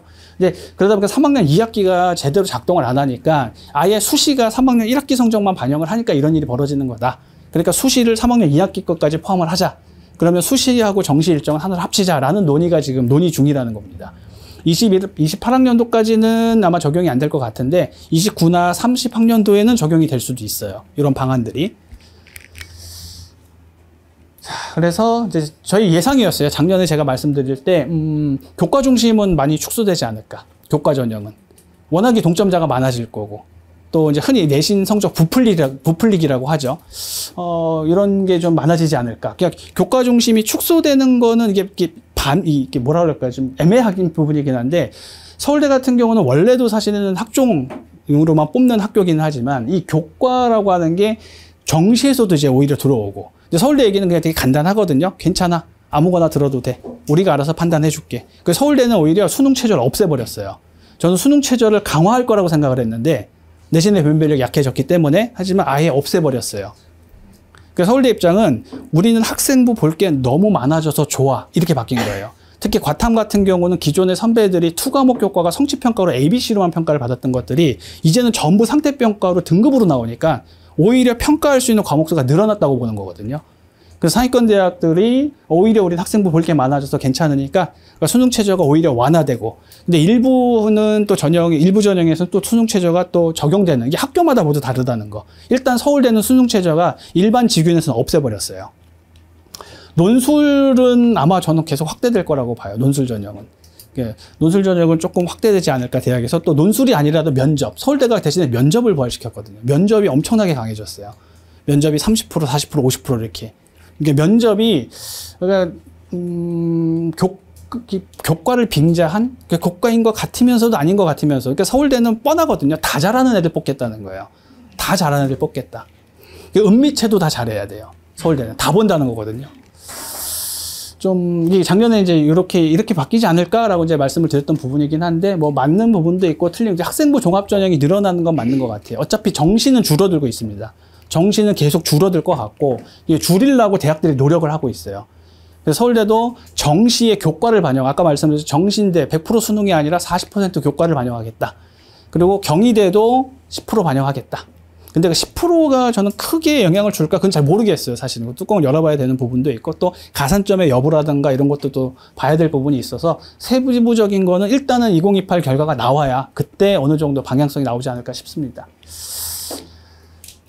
이렇게 바뀌었어요. 면접이 되게 강화돼서. 최저를 없앤 대신에 면접. 저는 애들 입장에서는 면접 안 하고 최저 맞추는 게 더 부담이 덜 할 것 같다는 생각도 들어요. 그래서 좀 극단적인 얘기일 수도 있는데 말 잘 못하는 애들은 서울대 좀 어렵지 않을까 싶습니다. 자기 얘기를 또박또박 얘기를 할 수 없는 애들. 그러니까 그 실력하고는 별개로 문제 잘 풀고 이런 실력적인 부분하고는 별개로 자기 의견을 또렷하게 얘기할 수 하는 게 좀 어려워하는 성격적으로 이런 아이들은 좀 어렵지 않을까. 일단 일반고만 지원하게끔 직윤 같은 경우는 지금 현행 2명 지원 받거든요. 2명만 쓸 수 있는데 1명씩 더 늘려줬어요. 왜냐하면 서울대 입장에서도 1등급 인원이 분명히 늘어날 테니까 그거 고려해서 1명씩 더 쓸 수 있게 하고 대신에 교과 70%에 면접을 30% 아마 거의 면접에서 갈리지 않을까 싶습니다. 이 정도면. 어차피 서울대를 지원하는 아이들의 성적 그 레벨은 거의 비슷하다고 보거든요. 큰 차이는 없다고 보면 결국 이제 면접이 되게 크게 중요하지 않을까. 그리고 이제 나머지 이제 수시 일반, 그러니까 이제 특목고가 지원하는 일반은 이제 면접이 50%예요. 교과 50에 면접 50. 굉장히 강화됐죠. 그 수능도 이제 100% 수능이 없어졌어요. 아까 말씀드렸지만 교과 40% 반영하겠다. 뭘 들었는지, 네가 어떤 교과목을 들어갔고 어떻게 들었는지, 성적은 어떻고 세특은 어떻게 기록이 돼 있고 이런 것들을 꼼꼼히 다 평가를 하겠다는 거예요. 근데 좀 희한한 게 현행 그 서울대가 정시에서 이제 1단계 선발, 2단계 2배수 선발하고 해서 이제 걸러낼 때 보면은 쟤들이 그 100분위로 선발을 했거든요. 근데 개정 28학년도부터는 그냥 수능에서 1단계로 3배수를 선발하는데 3배수는 굉장히 많이 뽑는 거거든요. 그 3배수를 단순 등급 합으로만 뽑겠다는 거예요. 단순 등급 합, 100분위가 아니라. 그러니까 1%짜리 100분위로 상 99%죠. 그러니까 상위 1%에 속하는 1등급이건 아니면 1등급 커트라인에 걸려서 9.9% 받은 1등급이건 똑같은 1로 인정을 하겠다는 거예요. 이래서 단순 등급 합으로만 3배수를 선발하겠다. 근데 한국사까지 포함시키겠다. 피곤해지죠. 보통 한국사는 그냥 뭐 대충 4만 되면 돼. 이 정도로 하는 경우가 되게 많거든요. 수능 최저에서도 뭐 3합 7인데 야, 한국사는 그래도 5등급은 맞아야 되지 않겠니? 그냥 요 정도로 그냥 대충 넘어갔던 건데 이제 한국사까지 포함해서 3배수 선발하겠다. 이렇게 걸러놓고 2단계에서는 100분위로 다시 환산을 해서 그 100분위 점수로 수능을 한국사 빼고 나머지 교과들만 100분위로 잘라서 60% 반영하고 교과 성적 40% 반영하겠다. 이렇게 얘기하는 거예요. 그리고 이제 평가 방식도 이게 이제 그 현행은 A, B, C로만 평가를 하거든요. 교과가. 입학사정관들 두 분이 서류를 보고 각자 점수를 때 뭐 AA 조합도 있고 뭐 CC 조합도 있고 이렇게 되겠죠. 그래서 현행 기준으로 A하고 C 등급 학생부에서 AA하고 CC를 맞은 애들은 지금 기준 한 3문제 정도 수능에서 3점짜리 한 3문제 정도를 더 맞으면 3-4문제 더 맞으면은 그걸 뒤집을 수 있어요. 그러니까 정시 파이팅이 어느 정도 되죠. 근데 개정 교과로 가게 되면은 이 교과 40%의 요 등급을 A, B, C가 아니라 A 플러스부터 C 플러스까지 등급을 더 세분화했어요. 이렇게 세분화해서 각각의 등급 구간의 점수를 주다 보니까 단순 계산을 돌렸을 때 그냥 100% 정시 파이팅 하겠다. 그냥 검정고시 보고 나 수능으로 서울대 갈 거야 하는 아이들은 이 학생부에서 AA 맞은 애들을 뒤집으려면 한 8문제, 9문제를 더 맞춰야 돼요. 그러니까 거의 불가능하다고 보시면 됩니다. 그러니까 애들 1학년 때 고등학교 1학년 올라가서 성적 안 나온다고 자퇴하려고 그러면 무조건 뜯어 말리셔야 돼요. 올해 이제 고등학교 1학년 쌤들이 1학기 마치고 자퇴 상담을 그렇게 많이 하셨대요. 근데 그 말 안 듣고 나간 애들이 너무 많다고는 하시는데 올해 유난히 많았거든요, 사실은. 좀 걱정스럽습니다. 이게 끝이 아닌데, 사실은. 경희대는 이제 수시 이렇게 바꾼다고 합니다.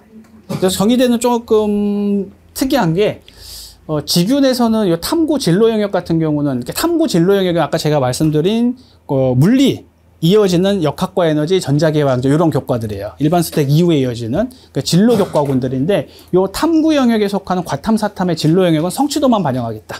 등급 반영하지 않겠다. 그러니까 이건 어떻게 반영하냐면 등급은 A, 성취도는 A인데 등급은 3등급 나올 수도 있어요. 그러면 그 중에 둘 중에 잘 본 거 A를 1등급으로 인정해서 반영해 주겠다. 이렇게 이제 전체적으로 틀을 이렇게 잡았다는 얘기고 대신에 수능 최저가 있습니다. 2합 5.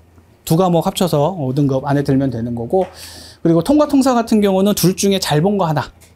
통과 통사 중에 잘 본 거. 뭐 특정 과목을 지정하지는 않고요. 저는 사실 이게 통과 통사가 들어왔을 때 그 이과 대학들은 탐구 중에 통과를 반영을 하거나 탐구 쪽에 가산점을 좀 많이 주거나 이런 형식으로 좀 바뀌지 않을까 했는데 아직은 이제 결과가 발표가 다 안 돼서 내년 4월 되면 이제 주요 대학들 다 발표를 할 때니까 그때 되면 대충 방향을 잡을 수 있을 것 같아요. 그리고 이제 학생부 종합전형에 수능 최저가 없는 면접형이 있고 면접 보기 싫은 아이들은 수능 최저를 맞추면 되고 이렇게 좀 나눠놨다는 거. 그리고 정시에서 이제 학생부형이라고 해서 이제 10%가 들어오긴 하는데 학생부 10%가 전체 정시의 70%를 이렇게 뽑겠대요. 그러니까 100% 수능만 보던 전형에서 30%만 100% 수능으로 뽑고 전체 정원에 나머지 70%는 학생부까지 보겠다. 여기 출결까지 포함해서 10%를 반영하겠다. 그래서 또 뭐 이거는 전문가들 의견이 좀 각각 다르긴 해요. 야, 저 10%는 별거 아니야. 저거 가지고 크게 영향 없어. 저건 정시가 제일 중요해. 이렇게 말씀하시는 분들도 있고 저것도 당락을 좌우할 수도 있지 않을까 이렇게 보시는 분들도 있고요. 자, 그리고 어머니들이 제일 신경 쓰셔야 될 부분은 바로 이겁니다. 4년 예고제. 아이들 이어지는 과정에서 가장 신경 써야 될 학년은 무조건 고등학교 1학년이긴 하죠. 1학년 때 성적이 잘 안 나오면 이어지는 플랜도 다 무너지니까요. 입시 관점에서 보자면 제일 중요한 게 고등학교 2학년 4월 달입니다. 그러니까 주요 대학들이 이때 뭐 우리 아이 대입에 관련된 거의 지금 제가 보여드리는 2028도 올해 4월에 나온 거거든요. 이런 것들이 이제 굉장히 중요해요. 어디를 목표로 해야 되고 나한테 유리한 전형은 무엇이고 이런 것들을 세부적으로 알 수 있는 걸 고1 4월 달과 이제 고1 8월 2학기 그리고 고2 4월이에요. 제가 이제 고2 아이들 1학기 중간고사 끝나면 제일 먼저 하는 게 그 전에 중간고사 준비할 때 니들 시험 끝나자마자 제일 먼저 할 일이 시험 끝났다고 노는 게 아니라 희망하는 대학교 홈페이지 가서 모집 요강 보는 거다. 그래서 내가 어떻게 준비하면 되고 현재 나한테 이 전형을 준비함에 있어서 내가 어느 부분이 부족하고 이런 것들을 미리 찾아가지고 거기에 맞춰서 대비를 해야 된다. 그래서 2학년 1학기를 마치고 나서 아이들 마음속에 있는 가고 싶은 대학들이 2학기가 끝난 시점에 갈 수 있는 대학으로 바뀌어줘야 돼요. 그냥 계속 고3 때까지 가고 싶은 대학만 있고 갈 수 있는 대학은 계속 떨어지고 이런 악순환이 되지 않도록. 근데 사실 4월 달이 제일 중요해요, 사실은. 고2 4월 달이. 고2 4월 달. 그래서 주요 대학들이 이때 모집, 그 전형 전체적인 틀 자체가 거의 시행계획이 이때 발표가 되기 때문에 그 전에 이제 고1 2학기 때쯤 되면은 어느 정도의 윤곽은 좀 나와요. 제가 이제 보여드린 2028 대입 같은 전체적인 틀은 나오거든요. 세부적인 틀이 고2 4월 달에 나오니까 요 시기를 잘 기억을 좀 해주셨으면 좋겠습니다. 고등학교 유형 뭐 제가 그냥 이렇게 나눠봤어요, 임의로. 근데 사실은 크게 보면 일반고 특목고죠, 뭐. 사실 뭐 갑반고라고 하는 것과 자사고라고 하는 것도 일반고 카테고리 안에 분명히 들어있긴 하거든요. 자사고도 이제 전국 단위 자사고도 있고 또 광역 자사고도 있고 이렇게 크게 이제 생각을 하시고 아마 마음속에 품고 계신 학교들이 있을 거예요. 그런 학교들. 저는 어디를 가도 상관없다라고 항상 말씀을 드려요. 어디를 가도 아이가 하기 나름이거든요. 여기가 불리하다, 유리하다 그런 건 특별히 없다고 봐요. 그냥 가서 열심히 아이가 흔들리지 않고 자기 목표에 맞춰서 학교 프로그램 충분히 이수하면서 그러면 다 괜찮다라고 항상 말씀을 드립니다. 이제 아이의 성향에 따라서 이제 진로가 명확한 아이들 같은 경우는 뭐 요새 이제 외고가 또 많이 몰림 현상, 쏠림 현상이 좀 생기더라고요. 외고 쪽으로. 그래서 외고라든가 국제고라든가 이렇게 아예 그냥 그런 아이들은 말 그대로 특수목적 고등학교잖아요. 과고도 마찬가지고. 이제 그런 학교를 제외한다면 일반고든 자사고건 뭐 갑반고건 어디를 가도 이게 제가 왜 이렇게 말씀드리냐면 가고 싶다고 갈 수가 없기 때문에 그래요. 어차피 뺑뺑이거든요. 어디 떨어질지 몰라요. 물론 이제 전국 단위 자사고는 좀 예외긴 하지만 나머지 학교들은 어딜 갈지도 모르는 상황인데 일지망 쓴다고 다 되는 게 아니니까요. 아무리 머리 굴려가지고 1, 2, 3지망 잘 써놨어도 교감쌤이 공 잘못 뽑으면 또 이게 순번이 어떻게 잘못될 수도 있는 거거든요. 이게 전략 짜기도 되게 힘들고요. 그래서 어디를 가든 본인이 열심히 하기 나름이다. 근데 그냥 뺑뺑이로 떨어지더라도 되도록이면 인원이 좀 많고 좀 가까운 학교면 좋겠다. 너무 멀리 걸려가지고 체력적으로 3년 동안 부담되는 학교들도 분명히 있어요. 여기서 충원고 다니는 애들 되게 불쌍하거든요. 이제 본인들은 되게 행복해하긴 하는데 작년 조사로 안양권에서 고등학교 그 만족도 조사에서 충원고가 1위 했어요. 급식이 그렇게 맛있대요. 이제 먹는 거 중요하니까요. 작년 안양권 고등학교 선호도 조사에서 재학생한테 물어본 건데 학교 생활 만족도 1위가 충원고였어요. 저도 되게 의외라고 생각했거든요. 이런 거 고려하시잖아요. 내신 관리가 좋은 학교. 그럼 내신 관리라는 게 도대체 뭐냐라고 하면은 그 학교 내신의 난이도가 좀 어떠냐라는 걸 아마 보실 거고요. 그다음 무엇보다 학생 수 중요하죠. 아무리 쉬워도 학생 수가 적거나 이런 것들 이제 고민이 좀 되실 거고요. 학습 분위기. 이 학교가 이제 흔히 진학률이죠. 뭐 서울대 몇 명 보냈다더라, 의대 몇 명 갔다더라 이런 것들. 근데 그거는 그 선배들이 간 거지 우리 애가 간 게 아니라서 네. 그냥 하나의 참고사항일 뿐입니다. 그 학교의 전체적인 분위기가 이렇게 조성이 돼 있구나. 그래서 그 분위기에 맞춰서 잘 하면은 좋은 결과를 기대해 볼 만 하겠구나. 근데 아무리 좋은 분위기와 이런 걸 가지고 있어도 우리 애가 안 하면 소용이 없어요. 그건 어느 학교든지 마찬가지거든요. 그리고 이제 편제표 상당히 중요합니다. 근데 당장은 이게 예비고일이 아니라서 눈에 잘 안 들어오실 수도 있고요. 이게 매년 조금씩 바뀔 수 있어요. 교육과정이 딱 바뀌었다고 해서 홀딩되는 게 아니라 조금씩 바꿔요. 신성고도 한 2번 바꿨고요, 벌써. 또 과중 들어오면서 또 바꿨어요. 학년마다 달라져요. 심지어 입학할 때 편제표하고 학기 다니다 2학기 때 바꾸는 학교들도 있어요. 네. 좀 변동성이 큰 게 사실은 편제표긴 합니다. 학교 프로그램. 어떤 프로그램들을 지금 운영하고 있는가. 물론 이제 프로그램만 놓고 보면은 자사 특목이 압도적으로 유리하죠. 워낙에 다양한 프로그램을 가지고 있으니까. 근데 아무리 좋은 프로그램이 학교에 개설이 돼 있다 하더라도 우리 애가 안 하면 소용이 없는 거예요. 예. 저는 제 개인적으로 제일 중요한 걸 성향이라고 말씀드리거든요. 아이의 성향. 그러니까 뭐 잘 흔들리는 아이들, 주변 분위기에 잘 휩쓸리는 아이들, 이런 아이들도 있고 그렇지 않은 아이들도 있고 아까 말씀드렸지만 자기 의견을 또박또박 그러니까 발표 수업이라는 게 자사고라든가 특목에서 진행되는 대부분의 수행평가는 일반고 수행평가랑은 조금 달라요. 거의 대부분이 발표형 수업이거든요. 조사해서 발표하는 거. 조사해서 발표하거나 아니면은 뭐 부교재 같은 거에 특정 챕터 몇 페이지부터 몇 페이지까지 아이들 앞에서 풀어주는 거. 이런 형태로 수행을 많이 진행을 해요. 그러니까 이게 안 돼 있는 아이들은 힘들다고 보셔야 돼요. 가면은 계속 그냥 쭈뼛쭈뼛하고 이렇게 돼버리니까 수행평가에서 좋은 점수를 맞을 수가 없어요. 그래서 항상 아이의 성향, 전 제일 중요한 게 아이의 성향, 이걸 말씀드립니다. 몇 가지 잠깐 보여드리면, 이 중학교 내신을 뭐 아시잖아요. 너무 맹신하면 안 된다는 거. 너무 쉽다는 것도 아실 거고요. 단, 전국 단위로 확대해서 보면은 요 지역 학교들의 중학교 아이들의 학업성 지도는 굉장히 뛰어납니다. 전국에서도 10손가락 안에 들어가요. 중학교.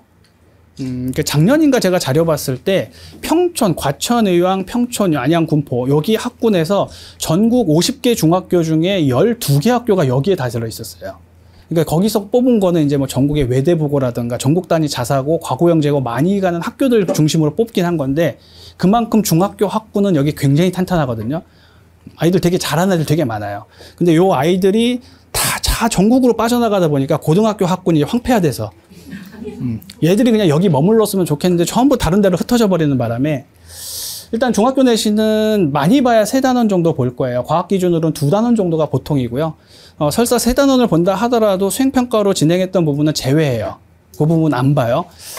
그리고 수업 시간에 다룬 내용만 보지 심화 내용이라든가 이런 거 아예 문제 내지 않습니다.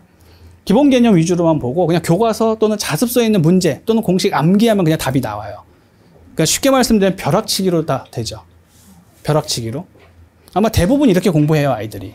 뭐 수학이나 영어는 꾸준히 하지만 과학이나 사회 같은 것들을 꾸준히 하는 애들은 그렇게 많지 않아요, 중학교 때. 거의 대부분이 벼락치기로 해결을 해요. 일주일만 해도 점수 나오니까. 그래서 제가 늘 말씀드리는데 가끔 이제 저희 원장님이 저한테 96점이면 잘하는 거야 라고 저한테 이제 중학교 잘하는 거야. 그래서 그냥 보통이에요 라고 말씀을 드려요. 그냥 학원을 다니거나 뭐 과외를 받거나 아니면은 뭐 혼자서 인터넷으로 보거나 하는 애들은 다 맞거나 하나 틀리고요. 혼자 하는 애들은 2개 정도 틀려요. 그렇게 말씀을 드려요. 안 하는 애들은 한 80점대 나오고요. 그게 중학교 내신의 이제 특징이거든요. 그리고 연계성이 되게 떨어져요. 1학기, 2학기에서 중간고사, 기말고사의 그 문제 개념이 연결되는 부분이 약해요. 왜냐하면 중학교는 물화생지가 챕터가 명확하게 구분되어 있거든요. 그리고 전부 합쳐서 배우니까. 뭐 3학년 1학기 때 예를 들면 중3 1학기가 이제 화학 파트를 배울 거예요. 화학 반응식을 배우고 2학기 그 다음 챕터 이제 지구과학의 날씨 뭐 이런 걸 배우거든요. 연계성이 좀 떨어져요, 사실은. 물론 이제 수업을 하시는 선생님들이 그 안에서의 연계성을 충분히 잡아주실 수 있긴 한데 그럼 너무 어려워지니까. 그래서 그냥 단순히 교과서에 있는 문제만 풀어도 100점이 나와요. 한두 개 정도 틀리고. 근데 고등학교 때부터는 그게 안 통합니다. 고등학교 1학년 통합과학만 말씀드리면 1학기 중간고사가 소단원 기준으로 5개에서 6개예요. 그러니까 중학교 때부터 일단 학습량이 한 3배 정도 늘어요. 시험 범위 자체가. 근데 거기에 이제 부교재, 학교별로 부교재를 다루는 학교들이 있어요. 뭐 EBS를 다루던 아니면 뭐 지정된 문제집이 있건 아니면 학교에서 아예 문제를 제작을 하건 학교마다 좀 다릅니다. 어쨌든 부교재가 있는 학교들이 있고 또는 모의고사, 기출 모의고사들이 있죠. 아마 우리 아이들부터는 모의고사가 이제 기출 문제들이 넘칠 거예요. 지금 현재 1학년 아이들은 첫 세대다 보니까 모의고사가 없어요, 아예 자료가. 기출이라는 게 자료가 없는 상태인데 이제 이어지는 중3, 중2, 중1부터는 요 선배들의 모의고사를 기반으로 한 내신 공부가 이루어져야 될 거예요. 그리고 수업 시간에 다루지 않았다 하더라도 뭐 심화 영역으로 다룬 내용도 충분히 문제 나올 수 있습니다. 그리고 기본 개념, 응용, 뭐 해석, 추론. 특히 이제 아이들이 우습게 생각하는 지구과학하고 생명과학 교과 같은 경우는 그거 그냥 암기하면 되는 거 아니에요? 물리화학이 어렵지 뭐 생명과학, 지구과학 그냥 외우면 되지 않나요? 라고 하는데 고등학교 지구과학하고 생명과학은 대부분이 자료에 대한 해석 그리고 추론. 그래서 문장이 굉장히 길어요, 지문이. 그래서 국어를 못하거나 글을 못 읽는 애들은, 즉 문해력이 딸리는 애들은 오히려 생지에서 완전히 망가져요. 이해를 못해서. 지가 읽고도 무슨 얘기인지 몰라요. 자료 해석을 제대로 못한다는 거. 그만큼 고등학교는 갭이 너무 크다는 거예요, 사실은. 중학교와 고등학교 사이의 갭이 너무 크다는 거. 제가 하나 보여드릴 건데 이게 올해부터 제도가 바뀌어서 학교 알림위에 표준 편차가 안 뜨더라고요. 이제 표준 편차가 삭제돼가지고 표준 편차를 제가 볼 수가 없어서 작년 자료인데 이게 이렇게 보통 아이들 성적이 나와요. 이게 3학년 성적인데 이런 성적표를 보시면 일단 수학학원부터 바꾸시겠죠. 이제 수학이 제일 마음에 안 드니까. 성취도 C에 점수도 다 90점인데 78점 맞았고. 근데 요거를 고등학교 걸로 환산해서 저희가 등급으로 환산을 해보면 수학 2등급이에요. 상위 22%죠. 오히려 영어를 제일 못했어요. 상위 29%입니다. 그러니까 단순히 성취도만 보시면 안 된다는 거. 점수를 너무 맹신하면 안 된다는 거. 네. 근데 지금은 이제 표준 편차를 알 수가 없어가지고 이렇게 환산하는 게 좀 어려워지긴 했어요. 그러니까 전체 실제 석차를 알 수가 없어요. 표준 편차가 없으면. 대신에 원점수하고 평균 점수, 그다음 전체 성취도 비율, A를 맞은 애들이 몇 명 정도 있는가를 보면은 대체적인 아이의 위치를 가늠할 수는 있어요. 대체적으로. 어쨌든 원점수가 높을수록 좋다. 이렇게 이제 말씀을 드릴 수 있고. 그래서 아이들이 고등학교 올라가면 제가 늘 상담 과정에서 어머님들 얘기하시는 게 중학교 때는 항상 하나 틀리고 했던 애가 무조건 A 맞았던 애가 고등학교 왔는데 갑자기 3등급, 4등급, 5등급 뜨면 되게 당황하시거든요. 근데 그게 사실 따지고 보면 크게 당황하실 필요는 없는 거예요. 그게 당연한 결과이긴 하거든요. 비율을 보시면 이제 아실 거예요. 이게 중학교 성취도 A, 올해 1학기거든요. 올해 1학기 애들 중학교 여기 귀임번개 평촌만 한번 뽑아봤는데 어마무시하죠. 수학이 54.6%가 A래요. 귀인 중이. 그러면 이거 그대로 유지된다고 하더라도 고등학교 1학년 때 3등급이 66%까지거든요. 34%까지가 2등급이니까. 그러면 저 안에서 우리 아이가 중학교 때 수학이 A였는데 고등학교 올라갔더니 3등급이에요. 1등급이에요. 2등급이에요. 저 안에 다 들어있는 거예요. 아이들이. 평촌중 국어 상당히 높죠. 70.4%. 그러니까 보통 중학교 때는 성취도가 A가 90점 이상이 A거든요. 그냥 90점 이상을 A로 주는데 평촌중이 그거 되게 잘하네? 이상한데? 하고 제가 찾아봤거든요. 수행평가가 80%였어요. 수행평가 80%, 지필고사 20%. 그러니까 보통 수행평가는 선생님한테 대들지 않는 이상 기본 점수 주거든요, 그냥. 거의 준다고 보거든요. 그래서 이제 뒤에 말씀드리겠지만 이 학교에서 주는 성취도 비율이라든가 이런 걸로 이제 학습 분위기라든가 이런 걸 우리가 판단을 할 때 사실은 세부적으로 봐야 될 자료들도 있다는 거예요.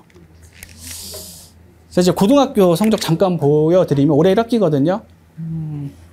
A, 성취도 A입니다. 신성고 43.5%. 대단하죠? 역시 신성고니까 수학을 잘하는 것처럼 보이죠? 신성고는 수학 같은 경우 이제 수학, 영어, 과학이나 마찬가지긴 한데 쟤들은 성취도를 주기, 저희가 A라는 성취도를 줄 때는 규정이 둘 중에 하나예요.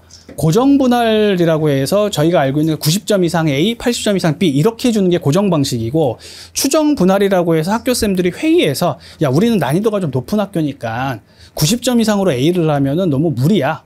얼마 이상을 A를 줄 거야 라고 하는 걸 추정분할이라고 하거든요. 신성고는 거의 주요 교과를 추정분할로 줘요.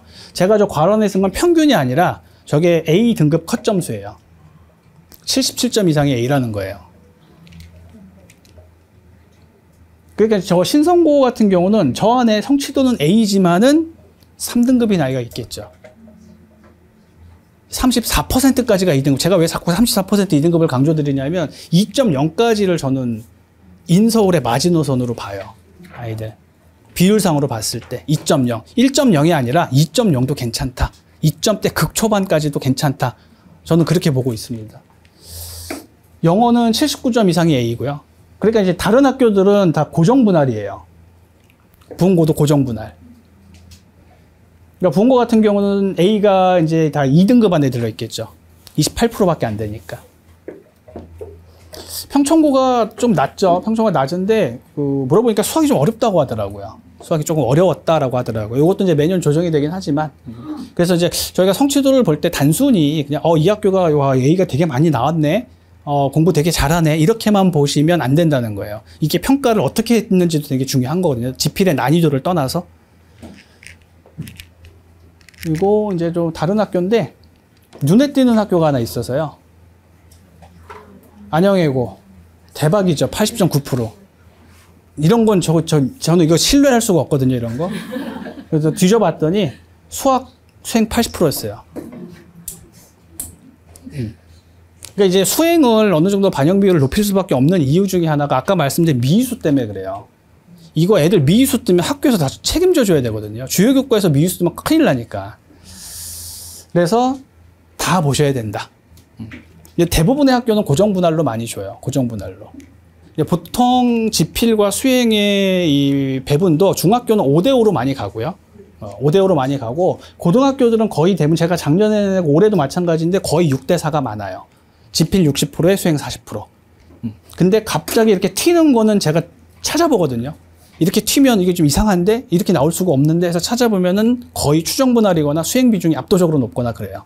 작년에 양명고가 좀 특이하게 통합과학을 1학기 때 수행을 70% 준 적이 있어요. 수행평가 점수를. 그래서 이제 수행평가를 미리 공지가 다 돼요. 학기 초에. 모든 과목별로 이제 언제 볼 거고 어떤 내용을 할 거고 미리 다 공지를 하거든요. 특히 이제 남학생들이 자녀이시면 그거 좀 어쩔 수 없어요. 어머님들이 챙겨 주셔야 돼요. 얘들은 당일날까지도 몰라요. 그냥 가방만 메고 왔다 갔다 하지 분명히 한 달 전에 공지가 됐는데, 특히 이제 고등학교 올라왔을 때 제가 느끼는 것 중에 하나가 시험 보기 보통 수행평가가 2주 전에 진행하거나 보통 많은 학교가 시험 지필고사 한 2주 전에 수행평가를 많이 계획을 잡아요. 일부 학교가 이제 끝나고 2주 후 이렇게 가긴 하는데 보통은 2주 전이거든요. 그러면 사실 지필고사 시작하기 2주 전이면은 마지막 정리하는 단계예요. 그동안 내신 준비해왔던 내용들을 마지막 정리하고 오답 정리하는 시기인데 그때 수행평가 준비하는 거예요, 애들이. 마지막 정리해야 되는 시기에. 최상위권 애들은 이미 그 전에 끝났어요. 수행평가 준비는. 학기 초에 계획표를 짰거든요. 미리. 아, 요때 수행평가니까 요때 해놔야 되겠다. 그게 차이예요. 그게 최상위권과 어설픈 상위권의 차이입니다. 미리 준비하는 아이들과 닥쳐서 준비하는 아이들. 그 다음에 이제 또 하나가 성취도뿐만 아니라 진학률. 저는 진학률 되게 중요하게 보거든요. 요게 이제 24학년도 거고 23학년도는 이렇게 됐는데 사실 변동은 항상 커요. 저희가 아이들 매년 현장에서 가르치다 보면 같은 학교라고 해도 퐁당퐁당이라고 저희 표현을 하거든요. 올해 아이들이 좋은데 내년 애들은 별로 항이야. 올해 아이들이 좋으면 내년이 걱정돼요. 큰일 났는데. 네. 그리고 요번에 얘들 이 학교에도 올해 왜 이래 이러면 내년이 기대가 돼요. 퐁당퐁당이 분명히 약간 있거든요. 그래서 그게 어쩔 수 없어요. 뺑뺑이라. 아무리 저 학교 가고 싶어서 일지망 썼다 하더라도 어떤 애들이 배정될지가 모르는 거라서 약간 퐁당퐁당하는 경우가 있습니다. 다른 것보다는 이제 대학은 이제 4년제 대학 얘기하는 거고요. 전문대에서 비율, 대학과 전문대 비율하고 마지막에 기타 쪽은 재수생이라고 보시면 돼요. 그래서 재수생이 얼마나 많은가, 그다음에 비율은 4년제 대학과 전문대의 비율은 어느 정도 되는가. 이렇게 해가지고 전체적으로 저는 그 학교의 학습 분위기를 좀 보거든요. 그냥 무난하죠, 사실. 무난합니다. 여기는 다 비슷비슷한 것 같아요. 요 근처는. 근데 좀 특이한 데가 있기는 하죠. 작년, 재작년이긴 한데, 재작년에 그러니까 제가 신선고 보면은 항상 이 재수생 비율이 되게 높아요. 전문대 비율도 낮긴 하지만 재수생 높죠. 그래서 제가 이제 4년제 고등학교라고 말씀을 드리는 게, 부흥은 올해 들어서 이제 조금 높았던 거고요. 원래 이 정도까지는 안 나오거든요, 부흥고는. 배경은 늘 비슷비슷한데, 재작년에 이제 조금 높았다는 점, 비율이. 배경은 대학 진학률 상당히 높죠. 네. 거의 70% 정도 되는 아이들이 어쨌든. 그러니까 저는 이걸 왜 긍정적으로 보냐면, 아이들이 대학이라는 게 서울에만 있는 건 아니잖아요. 그냥 서울권 소재 또는 서울 소재 대학을 가지 않으면 마치 자기 인생이 실패한 것 마냥 자꾸 생각을 하는데, 그게 절대로 아닌 건 다들 아시잖아요. 그게 끝이 아닌데. 그때부터 이제 20살밖에 안 된 애들인데요. 그래서 어떻게든 학교에서 최선을 다해서 상담을 통해서 아이들의 학교를 찾아주는 노력을 하신다는 거거든요. 이제 성문고 같은 경우는 아시는 분들 아시겠지만 성문고는 잘 가는 데는 또 잘 가요. 학교 나름대로. 근데 그거는 상위 50명 정도만. 관리받는 아이들만. 나머지는 그냥 들러리예요. 들러리. 그래서 그런 학교는 저는 좋은 평가를 하지 않아요. 3년 전에 전국에서 진학률 1위 찍은 학교가 양명여고였어요. 99.8%. 전문대 포함 99.8%. 양명여고는 아이들 학교도 재밌게 잘 다니고요. 네. 그 다음 학교쌤들도 최선을 다해서 아이들 진로 찾아주시고요. 네. 저는 되게 좋아하는 학교 중에 하나예요. 양명여고가. 물리를 안 하는 거 빼고는. 군포고 유명하죠. 군포고. 전체적으로 이제 이렇게 되어 있고요. 요거는 그냥 다른 학교, 주변에서 이제 아마 다 고민하실 텐데, 동산, 화성 압도적이죠. 화성고 압도적이죠. 한민고도 아시죠? 한민고 들어보셨을 거고. 혹시 해성고 아시는 분 계실까요? 해성고, 남해 해성고. 제가 매년 예비고1 할 때 말씀드리는 학교 중에 하나예요. 이거 제가 5년 전부터 말씀드렸거든요. 남해 해성고. 모르시는 분들 되게 많아요. 거창 대성고라고 혹시 아시나요? 창녕의 옥야고라고도 있어요. 영양의 영양여고도 있어요. 되게 좋은 학교입니다. 굉장히 좋은 학교예요. 한민고는 다 아시죠? 한민고랑 같은 학교예요. 전국 단위 자율학교라고 해서 전국에서 학생들 선발을 하고 학생 수는 적지만 입시 실적은 굉장히 좋은 학교.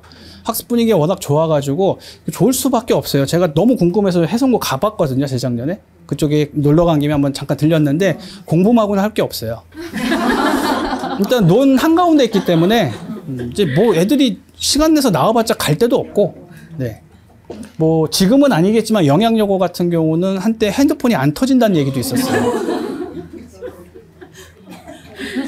이따 보여드릴 건데 쟤네 되게 좋은 학교예요. 그러니까 고등학교를 저희가 선택을 할 때 사실은 이거 모르시는 분들 되게 많거든요. 이제 올해 이제 입결 같은 것도 또 참고해서 보시지 않아요? 학교 선택할 때. 올해 이렇게 갔다고 하더라고요. 2025학년도인데 뭐 압도적이죠, 사실은. 제가 저 괄호안에 쓴 거는 재수생이에요. 전체 합격생 중에 재수생, 졸업생들 이렇게 합격했다고 얘기를 하더라고요. 현역들 많이 갔죠. 신성고 괜찮더라고요. 현역들이 많이 갔더라고요. 현역들이. 근데 이건 어디까지나 제 뇌피셜이긴 한데 올해 2025학년도에 저 신성고에 현역이 9명이나 정시? 그러면 작년인가 재작년에 이 1학년 딱 성적 1학년 끝나자마자 여기 옆에 학원에서 학원에서 신성고 정시 준비반을 모집한 적이 있었어요. 그래서 제가 미쳤다 그랬거든요. 이제 1학년 성적밖에 안 나왔는데 벌써부터 애들 다 포기시킨다고.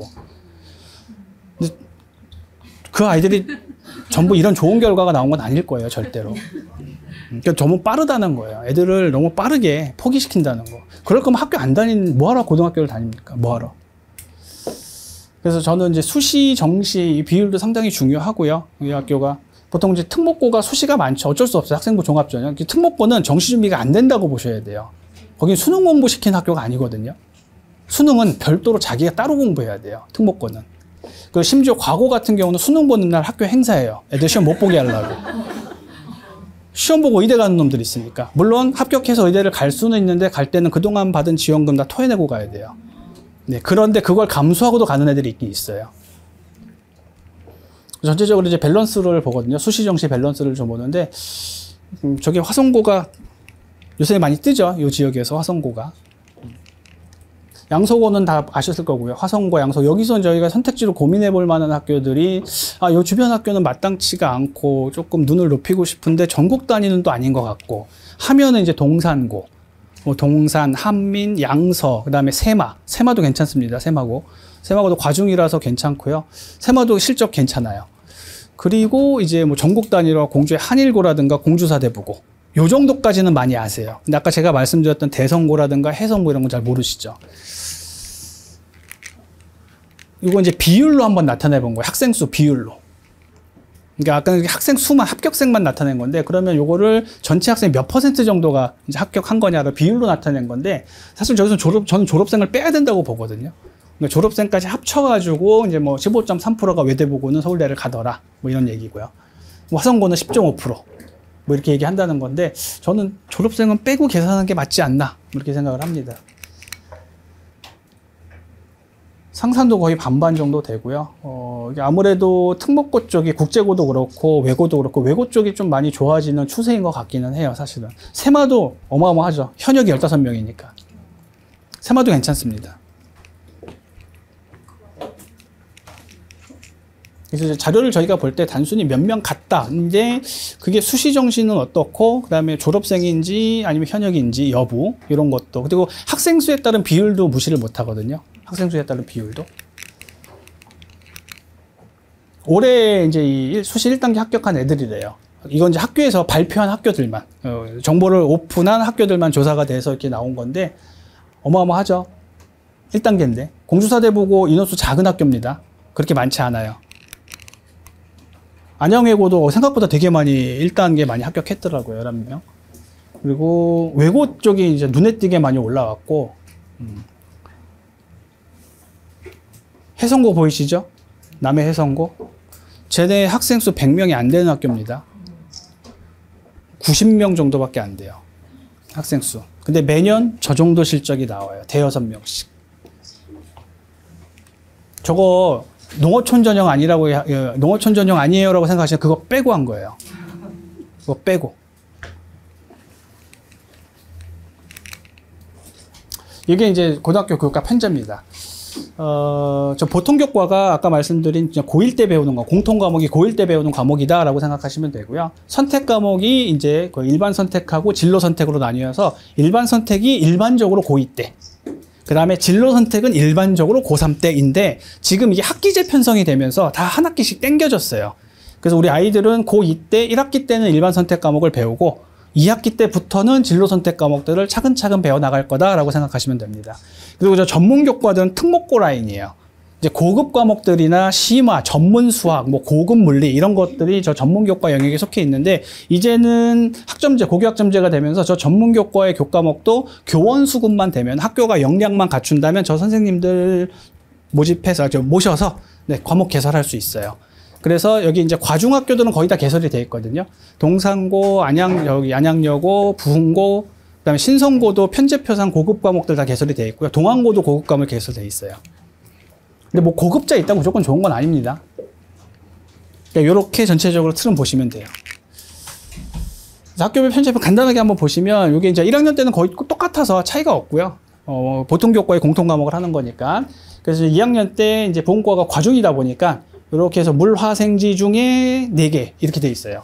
물화생지 중에 4개면 4개 다란 얘기죠. 그러니까 이건 어쩔 수 없어요. 과중은 과학 중점과정 이수 조건 자체가 일반 선택 4개를 다 하고 진로 선택 중에 6개 이상을 해야 되는 거거든요. 그러니까 어쩔 수 없이 물화생지 4개를 다 할 수밖에 없어요. 과중반은. 그러니까 아까 제가 말씀드린 건데 확통이 수능 교과기는 해요. 수능 교과기는 하는데 지금 중학교 1학년이 벌써 확률과 통계를 한다. 그러면 확률과 통계 부흥고 가면 3학년 1학기 때 배우거든요. 그럼 우선순위를 잡을 때 대수가 먼저 돼야 될지 확통이 먼저 돼야 될지는 편제표에 따라 달라진다는 거거든요. 그러니까 너무 지나치게 많이 하는 것도 좋은 게 아니고요. 학교마다 다를 수 있다는 점. 이렇게. 이게 부흥고 편제 이렇게 돼 있고요. 배경고는 이렇게 돼요. 배경고는 되게 심플해요. 되게 심플하고 배경고는 내신의 난이도도 참 평이합니다. 그렇게 어렵지도 않고 대신에 문제수를 많이 내요. 더럽게 많이 내요. 32문제씩. 다른 학교 22~23문제 내는데 얘들은 그냥 32문제. 그러니까 다른 의미로 시간이 모자라요. 다른 의미로. 어려워서가 아니라 문제수가 너무 많아서. 그래서 꼼꼼하지 못한 애들, 성격 급한 애들, 실수로 정말 한두 문제 차이로 갈려요. 배경고는 정말로. 어려워서 틀린 게 아니라 실수했어요. 이런 경우가 되게 많아요. 얘들은 확통을 2학년 때 배우죠. 2학년 2학기 때. 이렇게 다르다는 거예요. 학교마다. 그리고 이제 신성고가 이제 과중편제로 바꾸면서 이렇게 바뀝니다. 얘들도 마찬가지 부흥고랑 거의 비슷한데 차이가 있다면 부흥고는 아까 이 고급 과목들이 전부 3학년 2학기로 가 있는데 얘들은 앞으로 땡겨놨어요. 저러면 이제 적어도 2학년 1학기 시점에는 자기 진로를 명확하게 결정해야 돼요. 일단은 물화생지를 다 하긴 할 건데 이어지는 진로에서 일반 공학 계열로 해서 화학과 물리 중심으로 갈 건지 화학과 생명 중심 바이오메디컬 쪽으로 진로를 잡을 건지를 명확하게 좀 진로를 잡아놔야 돼요. 우왕좌왕하면은 안 된다는 거거든요. 그래야 이제 선택 과목들이 미리 결정을 해서 준비를 할 수 있으니까. 더군다나 이게 학기 편성이라서 과탐은 부담이 늘어난 건 맞습니다. 지금 선배들은 요 물리학을 2학년 1년 동안 쭉 배웠어요. 4번의 시험 지필고사를 보면서. 근데 얘들은 개정돼서 어려운 내용을 압축해서 한 학기에 다 배워야 돼요. 여기 나오는 진로 과목들은 학습 부담은 저는 크지 않다고 봐요. 왜냐면 이게 기존의 툴을 쪼개놓은 거예요. 물리 툴을 역학과 에너지와 전자계 양자를 그냥 쪼개놓은 거예요. 그러니까 기존에 1년 동안 배웠던 거를 쪼개서 한 학기씩 배우는 거니까 학습량적인 부분에서는 차이가 없어요. 과목만 하나 더 생긴 것 뿐이지. 근데 물화생지는 달라요. 1년 동안 배우던 걸 이제 아이들은 한 학기에 압축해서 배워야 되니까. 그래서 되게 힘들어요. 동상고 편제입니다. 이렇게 돼 있어요. 이제 뭔가 이상한 거 없으신가요?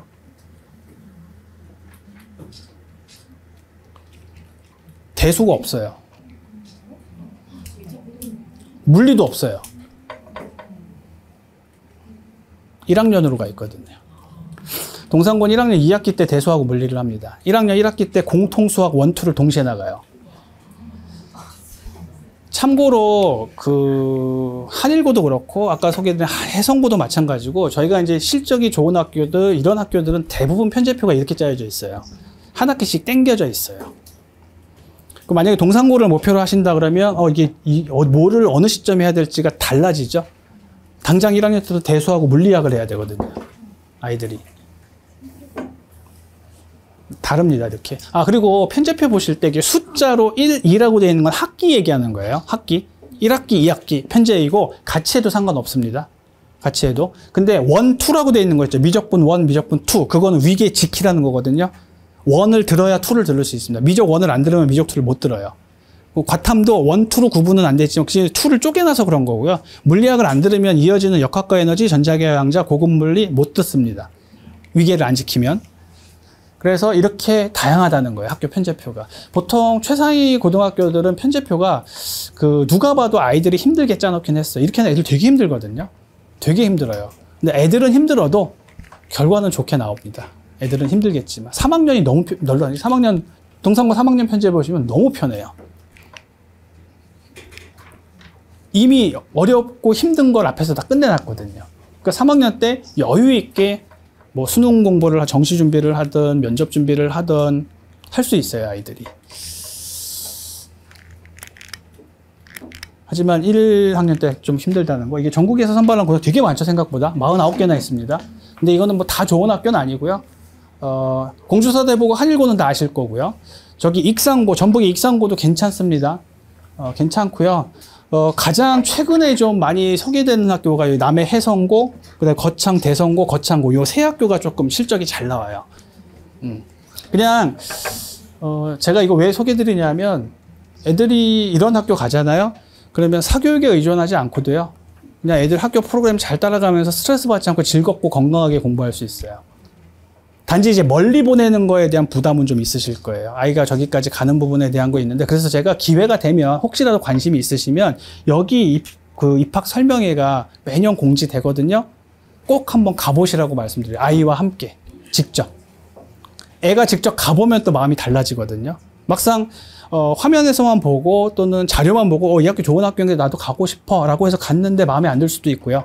아니면 억지로 끌려가서 갔는데 학교 보고 와 너무 마음에 들어서 나 여기 꼭 다니고 싶어 이런 경우도 있어요. 그래서 재작년에 제가 이거 소개해드리고 부랴부랴 그때 예비 고1이었거든요. 10월 말에 한번 이거 소개해드렸던 것 같은데 부랴부랴 찾아가셨는데 그 해성고는 이미 마감이 돼가지고 어렵다고 얘기를 듣고 급하게 돌려서 저 대성고 거창 대성고로 이제 방향을 트신 학부모님이 계시는데 작년에 오셔가지고 너무 고맙다고 말씀하시더라고요. 작년에 이제 동생 또 보내신다고 오셨거든요. 애가 너무 좋아한다고. 특히 해성고 같은 경우는 이렇게 입학하는 순간에 졸업한 선배들하고 멘토 멘티를 붙여줘요. 그래서 쟤들 그 영양여고 같은 경우는 졸업생의 50%에서 60%가 중경외시 이상을 가요, 애들이. 그 지역 인재 빼고도. 저기도 전교생이 100명 조금 넘는 학교거든요. 그러니까 이런 수가 적다고 해도 꼭 불리한 것만은 아니라는 걸 제가 이것 때문에 말씀을 드리는 거예요. 학교 프로그램이 잘 짜여 있고 아이들이 그 프로그램을 학교에서 얼마나 잘 했느냐, 수행했느냐에 따라서 결과는 유불리라는 거는 딱히 학교에 따른 유불리는 전 없다고 말씀을 드리는 거예요. 그러니까 이런 학교들도 있으니까 하나의 대안이 될 수 있다. 정도로. 그럼 이제 이거 써가지고 떨어지면 여기 이 근처에 원하지 않는 학교 그냥 무작위로 배정받으면 어떻게 해요라고 고민하시는데 이거 미리 이쪽에서 아시지만 한일고 같은 경우도 미리 서류 넣으면 이 정도면 될 것 같으니까 그냥 넣으세요. 아니면 힘들 것 같으니까 빼세요라고 미리 얘기해줘요, 학교에서.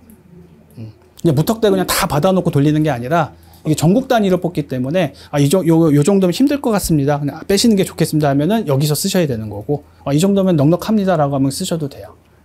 그래서 좋은 학교들이 생각보다 많습니다.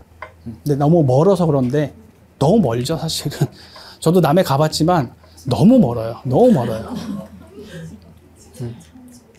근데 막상 저 학교 한번 들어가서 학교 홈페이지라던가 또는 소개된 거 보시면 학교 정말 괜찮다. 일단 애들이 표정이 다 밝아요. 저기 다닌 애들은. 뭐 일반고 내신 경쟁력 약화된다라고 얘기는 하죠. 근데 뭐 아까 말씀드렸지만은 동점자 수가 워낙 많아지긴 하지만 동점자가 많아진 대신에 볼거리가 많아졌다는 거. 아이들을 평가할 수 있는 교과목이 너무 많아졌다는 거. 특히 이과들은. 이제 소인수 과목은 5명이 소인수 과목이잖아요. 1등급이 안 나와야 되니까 5명 소인수 과목이고 또 저런 걸 많이 깔지 않을까. 그리고 저런 거 상대평가 내기 힘드니까 소인수 과목을 어떻게 편제할 거냐. 학교마다 편제표상에 보면 소인수 과목 편제도 있어요. 소인수를 운영하는 게 있고 공동교육과정, 오프라인 교육과정, 온라인 교육과정에서 편제표 나중에 실제 편제표를 보시면 학기별로 밑에 써 있어요. 그래서 공동교육과정으로 어느 학교랑 뭘 할 거다. 어떤 프로그램을 할 거다. 이런 것들. 뭐 저희가 이제 과중학교 같은 경우는 인문계열 준비하는 아이들이 상대적으로 불리하잖아요. 프로그램도 별로 없고 교과목도 부족하고. 그러면은 이제 다른 고등학교에서 그 교과를 들을 수 있게끔 이런 공동교육과정도 운영을 하고 있으니까 그것도 매년 학교가 이렇게 매칭되는 게 바뀌더라고요. 자기들 입맛에 따라서. 외고 국제고 통합 이슈가 있긴 했는데 그냥 흐지부지 된 것 같아요. 흐지부지 된 것 같고 아무래도 이제 외고 특목고의 외고를 포함한 특목고 경쟁력이 나름 해볼 만하다라는 생각이 좀 들지 않을까 싶긴 해요. 기존에 4등급, 5등급짜리 애들이 전부 2, 3등급으로 돌아와 버렸으니까. 더군다나 생기부는 워낙에 풍성한 애들이고. 이제 다음 주제는 저희 이제 중등부 저희 재훈쌤께서 저희 중학교 애들 전체적인 학습 플랜, 커리큘럼을 잠깐 소개를 한번 해드릴 거예요. 왜 이렇게 이제 아이들 짰는지. 네, 안녕하세요. 중등부를 가르치고 있는 장재원이라고 합니다. 제가 설명드릴 부분은 이제 이거 글씨가 좀 많이 작은데 저희 학원에서 이제 중등부 아이들을 이제 고등부 때 적응을 잘 시키도록 위해서 어떻게 커리큘럼을 준비할까 해서 소개드릴까 합니다. 일단 이제 의대자사 커리큘럼이라고 해가지고 예비 중 이제 중학교 1학년 처음 오는 아이들한테 이제 중학교 과목들이 이제 다양하잖아요. 그 중에서도 특히 물리, 화학, 생명하고 지구는 조금 비중을 낮추고 물리, 화학 비중을 늘린 이제 교재를 새로 만들어서 이렇게 인싸 스타트라고 공부를 이제 상반기 때 공부를 하게 됩니다. 그리고 이 아이들이 이제 인싸 스타트를 마치고 나면 사실 저도 여기 부분에서 좀 고민을 많이 했는데 그 다음 과정이 이제 좀 더 어렵게 만든 중학교 2학년 아이들이 이제 올라갔을 때 이게 연결되는 게 이렇게 가는 거거든요. 근데 여기에서 이제 이게 시즌 1이라고 부르는 이유가 이걸 한번 과정을 마치고 나면 이게 끝나면 이렇게 넘어가거나 이렇게 넘어가거나 할 수 있어요. 그래서 그 다음 이제 시즌 2라고 됐을 땐 새로 모집하거든요. 그래서 이때 만약 등록을 하게 되면 이제 이어져서 쭉 가게 되는데 1학기 때 만약 먼저 하는 아이들은 이거 끝나도 화학이랑 물리는 전반적으로 다 다뤄가지고 이때 중학교 2학년들이랑 합쳐서 바로 수강할 수 있거든요. 그러니까 중학교 1학년 학생들이 중학교 2학년 학생들이랑 같이 수강을 할 수 있어요. 그렇기 때문에 이렇게 가셔도 되고 아니면 다른 교과목 좀 더 공부하다가 한 6개월 정도 이제 좀 텀이 비긴 하지만 다시 이때부터 한 번 더 다룹니다. 이때는 이제 지구과학이랑 생명 내용도 조금 더 집어넣고요. 그래서 좀 더 전반적으로 중등 교과 1학년부터 3학년 때까지 배워야 되는 중요 교과 과정들을 대부분 넣어놨습니다. 이때 그런 단원들을 넣었을 때 제가 지금 저번 중등 교과 과정보다 이번에 이제 새로 개편되면서 중학교 단원들이 좀 바뀌었어요. 엄청 큰 변화가 있지는 않았지만 교과 단원들이 학년마다 좀 이동을 했고 새로운 내용이 들어오거나 빠진 부분이 있는데 핵심적인 부분은 1학년 때랑 2학년 때가 단원들이 중요해졌습니다. 어려워졌고요. 그리고 중3 때 단원들을 좀 줄였어요. 이때 보면 교육부에서 지금 애들이 중학교 3학년 때 나타나는 문제점 중에 하나가 고3 때 2학기랑 똑같아요. 공부를 안 해요. 애들이 1학기 끝나면은 느슨해져가지고 공부를 안 해서 이제 교사들이 뭐 요청을 했는지 아니면 내부 회의적으로 어땠는지 모르겠지만 조금 쉬운 단원들을 3학년 2학기 때 배치하고 2학기 때 중3 2학기 때 학습 부담을 확 내렸습니다. 대신에 이제 중요한 단원들이라든지 부분들을 앞으로 당겨가지고 중2 때 많이 집어놨어요. 그러면 중2랑 중학교 1학년 때 물리 어려운 게 들어가고요. 중학교 2학년 때는 화학이 좀 많이 어려운 단원들로 구성이 돼 있어서 애들이 학습 부담이 좀 심해졌다. 그런데 제가 볼 때 우리나라 그 학습 구조가 역피라미드 식이어가지고 기초가 부실하면 위로 올라가면 올라갈수록 다 좀 무너지는 그런 구조예요. 고등학교 때 아까 저희 팀장님도 말씀해 주셨지만 이제 고등학교 때 수능 과목인 통합과학은 중학교 내용이 60%다. 맞는 말입니다. 그게 이때 기초가 부실한 애들이 고1 때 진짜 많이 힘들어요. 그래서 지금 이전에 저랑 이 과정들을 좀 함께 했던 친구들은 고1 때 올라가서 쉽다. 할만한데? 그런 얘기들을 모습을 많이 봐요. 그래서 이런 식으로 구성을 했는데요. 자, 인싸가 끝나고 나면 이제 화학 1단계 커리큘럼, 그 다음 2단계 커리큘럼하고 3단계까지 간 다음에 그 다음에 중3 때 물리를 이제 하게 되고요. 그 이후에 이제 3학년 2학기까지 가면 이제 물리 심화를 듣거나 아니면 생명과학 개념 이제 유전 파트가 좀 어렵거든요. 중3 부분에서도. 그래서 유전 파트 쪽이랑 그리고 이 부분이 고등학교 때 있는 생명과하고 연계성이 굉장히 강하기 때문에 이때 수업이 이루어지게 됩니다. 그래서 이런 식으로 구성을 했는데 중1 때 들어오는 아이들은 이런 순서로 타게 되고 그럼 중학교 2학년 때 들어오는 아이들은 아까 부분하고 비슷합니다.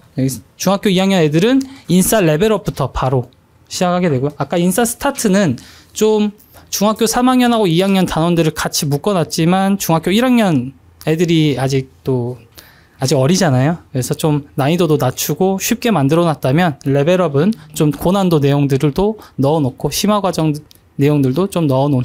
그래서 약간 고등학교 내용까지 살짝 범위를 다룰 수 있게 만들어놨어요. 그래서 이걸 듣고 나면 이제 화학 3단계랑 물리학, 생명과학까지 충분히 수강할 수 있도록 구성을 하였습니다. 그래서 중3 학생들이 만약 들어오게 된다면, 수강을 하면, 이렇게. 중학교 3학년 애들부터는요, 이제 물리학이랑 생명과학, 그리고 화학, 생명과학 이런 식으로 선택할 수 있도록 구성이 되어 있고요. 그러니까 중3 애들은 좀 선택권이 이제 넓죠. 바로. 뭐 자기가 고등학교 나는 뭐 물화를 할 거야 아니면 물질을 할 거야 그럴 수 있을 때 뭐 물리학을 듣고 싶은 애들은 물리학을 듣고 그런 식으로 좀 선택할 수 있게 만들어 놨습니다. 이거는 의대자사 커리큘럼이라고 해서 일반적인 저희 학원에서는 그 내신 반이 또 따로 있어요. 내신 반하고 이제 별개라서 내신 반은 학교 수업 내용이랑 시험들이 각각 그 분기별로 이루어질 때 단원에 맞춰서 수업이 이루어지고요. 다만 이제 중3은 좀 특별하게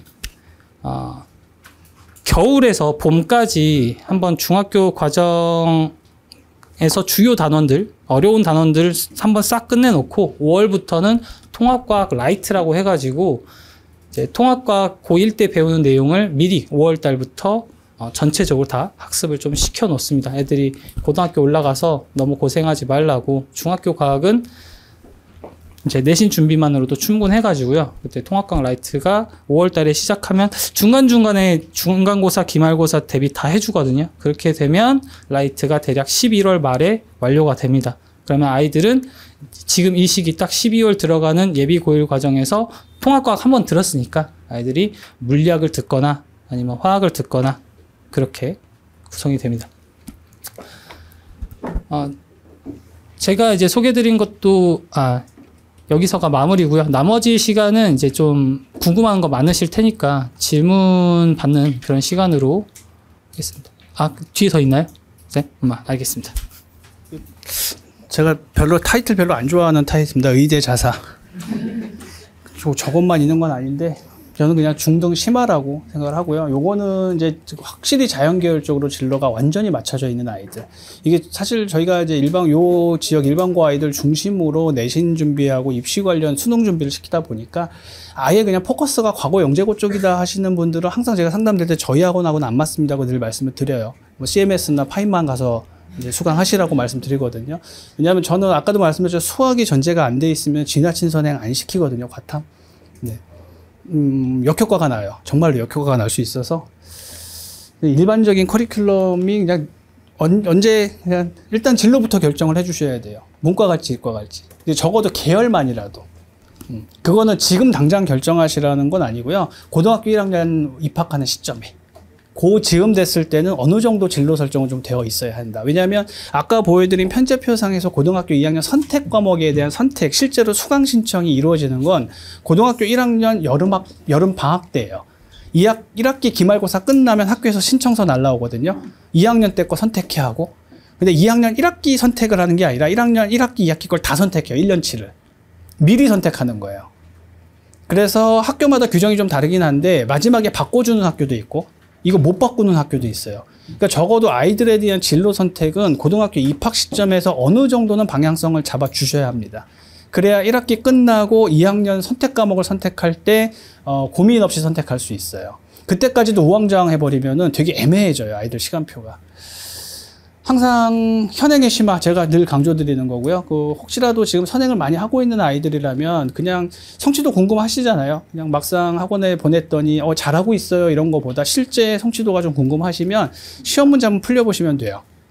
목표로 하는 고등학교 시험지. 제가 늘 말씀드리거든요. 그냥 고등학교 뭐 신성고를 목표로 한다 그러면 신성고 1학년 시험지를 한번 구해서 풀려보세요. 또는 이제 현재 물리학을 선행을 했다. 그러면 신성고 물리 문제 2학년 중간고사 시험지를 풀려보세요. 정말 시험 보듯이. 거기서 성취도가 80점 이상 나오면 굉장히 잘 되고 있는 거예요. 근데 전 그런 애들 한 번도 본 적이 없어요. 특히 과학에서는 저는 그런 애들 1년에 한두 명 볼까 말까 하거든요. 제가 테스트 봤을 때, 야, 너 뭐하러 학원 다녀? 할 정도의 애들은 1년에 한두 명 봐요, 정말로. 거의 대부분은 물리 한 번 했어요, 쌤. 그래? 그래서 테스트, 뭐, 2번 했어요. 뭐, 2까지 봤어요. 그래, 시험 보자. 그러면 20점, 30점이에요. 저는 기본적으로 시험 볼 때 객관식을 잘 내지 않거든요. 기본 공식 쓰게 하고, 이제 단답형으로. 그게 진짜 개념 공부인데, 그게 제대로 안 돼 있는 거예요. 그냥 한 번 본 거예요, 그냥 제목만. 그래서 크게 의미가 없다는 점, 무조건 수학을 최우선으로 생각을 하시라는 점. 아까 말씀드린 논수령, 서술형 평가는 분명히 확대될 겁니다. 확대되고 있고요. 그래서 저거에 대한 준비도 이제 쓰는 연습, 읽기뿐만 아니라 쓰는 연습도 매우 중요하다는 점. 그다음에 어디를 가든지 간에 학교 아무리 프로그램이 좋아도 아이가 이행하지 않으면 의미가 없습니다. 그래서 꼭 자기한테 필요한 활동들은 적극적으로 할 수 있도록. 그러니까 애들 되게 바빠요. 고등학교 올라가면 할 게 되게 많거든요. 특히 과중과정이다 그러면은 정말 시간이 없어요. 과학중점 과정은 1년에 30시간씩 의무적으로 체험학습 이수를 해야 돼요. 반드시. 외부 프로그램을 이수를 해야 되거든요. 거기에 따른 활동 보고서도 써야 되고 애들 굉장히 할 거 많습니다. 거기다 물화생지를 동시에 해버리니까 수행평가도 정말 레벨도 장난이 아니고요. 이거를 발표형으로 한다, 그 다음에 또는 뭐 자료조사형으로 한다 하면은 굉장히 힘들어요. 애들 할 거 진짜 많거든요. 근데 이런 게 국영수가 탄탄하지 않으면 시간이 안 나와요, 시간이. 그래서 항상 국영수 중심으로 플랜을 좀 짜주시고, 그 다음에 진로는 고등학교 1학년 입학하는 시점에 그때 잡으셔도 늦지 않아요, 사실은. 그냥 일반고 기준으로 말씀드리면 그때부터 준비를 하셔도 전혀 늦지 않습니다. 아무리 늦어도 진로가 결정된 상태에서 저희 아이들 같은 경우는 고등학교 1학년 2학기부터 준비시키거든요. 일반고 아이들은. 아, 이제 너 자연계로 이제 진로를 잡았어? 신청했어? 물리를 한 번도 안 했어? 괜찮아. 2학기 때부터 해놓으면 돼. 아, 근데 당장 통합고 하기 좀 힘들어? 그러면 겨울학기 때부터 하자. 괜찮아. 어차피 우린 내신반 열심히 하면 되니까. 네. 그렇게 생각해 주시면 돼요. 대신에 수학만 확실하게 잡아놔. 수학만 흔들리지 않도록. 이게 이제 제가 말씀드릴 수 있는 부분이고, 그래서 마지막으로 이제 요거 말씀드리면 일단 성향 꼭 한번 확인해 주시고요. 진로 설정하시고, 학교별로 입학 설명회는 되도록이면 참석하시기를 저는 권장을 드립니다. 저희가 모든 자료를 다 알 수는 없어요. 오픈된 자료들이 많이 없기 때문에 그냥 여기저기 공개된 자료들을 끌어모아서 제가 자료를 만드는 것 뿐이고, 실제로 세부적인 데이터들은 입학 설명회에서만 공개를 해요. 수시가 몇 명 갖고, 정시는 몇 명 갖고, 졸업생, 재학생 이런 것들. 그 다음에 사실은 뭐 의대 5명 이렇게 하지만 그거는 5명이 아니라 5건으로 보셔야 돼요. 학교에서 고등학교에서 발표하는 거. 서울대 10명, 뭐 연고대 스카이 20명, 20건으로 보셔야 돼요. 왜냐면 중복이 다 걸쳐 있으니까. 거기엔 재수생까지 다 포함되니까. 물론 이제 전형법에 따라서 특정 학교들끼리는 서로 겹치지 않는 경우들도 있겠는데 일반적으로 그냥 건수로 보시는 게 맞아요. 몇 건 합격했구나. 이렇게. 애들 학습 상태 현재 성취도가 좀 궁금하시면 진행 성취도 궁금하시면 아까 말씀드린 방법 한번 써보시면 되고요. 최상위권 아이 여기 중학교에서 최상위권 아이들은 지필고사 기준으로 하나 정도 틀리는 애들이 최상위권이라고 보시면 돼요. 하나 정도. 많이 틀려야 하나 틀린다. 과목당 하나 정도밖에 안 틀려야 하는 애들은 고등학교 와서도 굉장히 잘해요. 근데 똑같은 성취도 A에 90점대인데 뭐 두세 개 정도 틀린다거나 지필고사가 80점대 후반이 나와도 수행평가 비중이 높으면 성취도는 A 나올 수도 있어요. 지필고사 반영 비율이 워낙 작기 때문에. 그러면 표면적으로 기말 성적표에서 A가 90점 이상 떴으니까 잘하고 있네라고 생각하실 수도 있지만 좀 들여다볼 부분은 있다는 점. 그러니까 현재 우리 아이가 지필고사 기준으로 하나 정도 틀리면 거의 최상위권이라고 보시면 돼요. 그래서 현재 학습 상태를 잘 확인해 보시고 고등학교를 좀 선택해 주셨으면 좋겠습니다. 오늘 제가 준비한 건 여기까지고요. 뭐 질문 있으시면 제가 질문 또 받도록 하겠습니다. 뭐 시간이 많지는 않은데 뭐 궁금하신 거 있으면 지금 따로 질문 받겠습니다.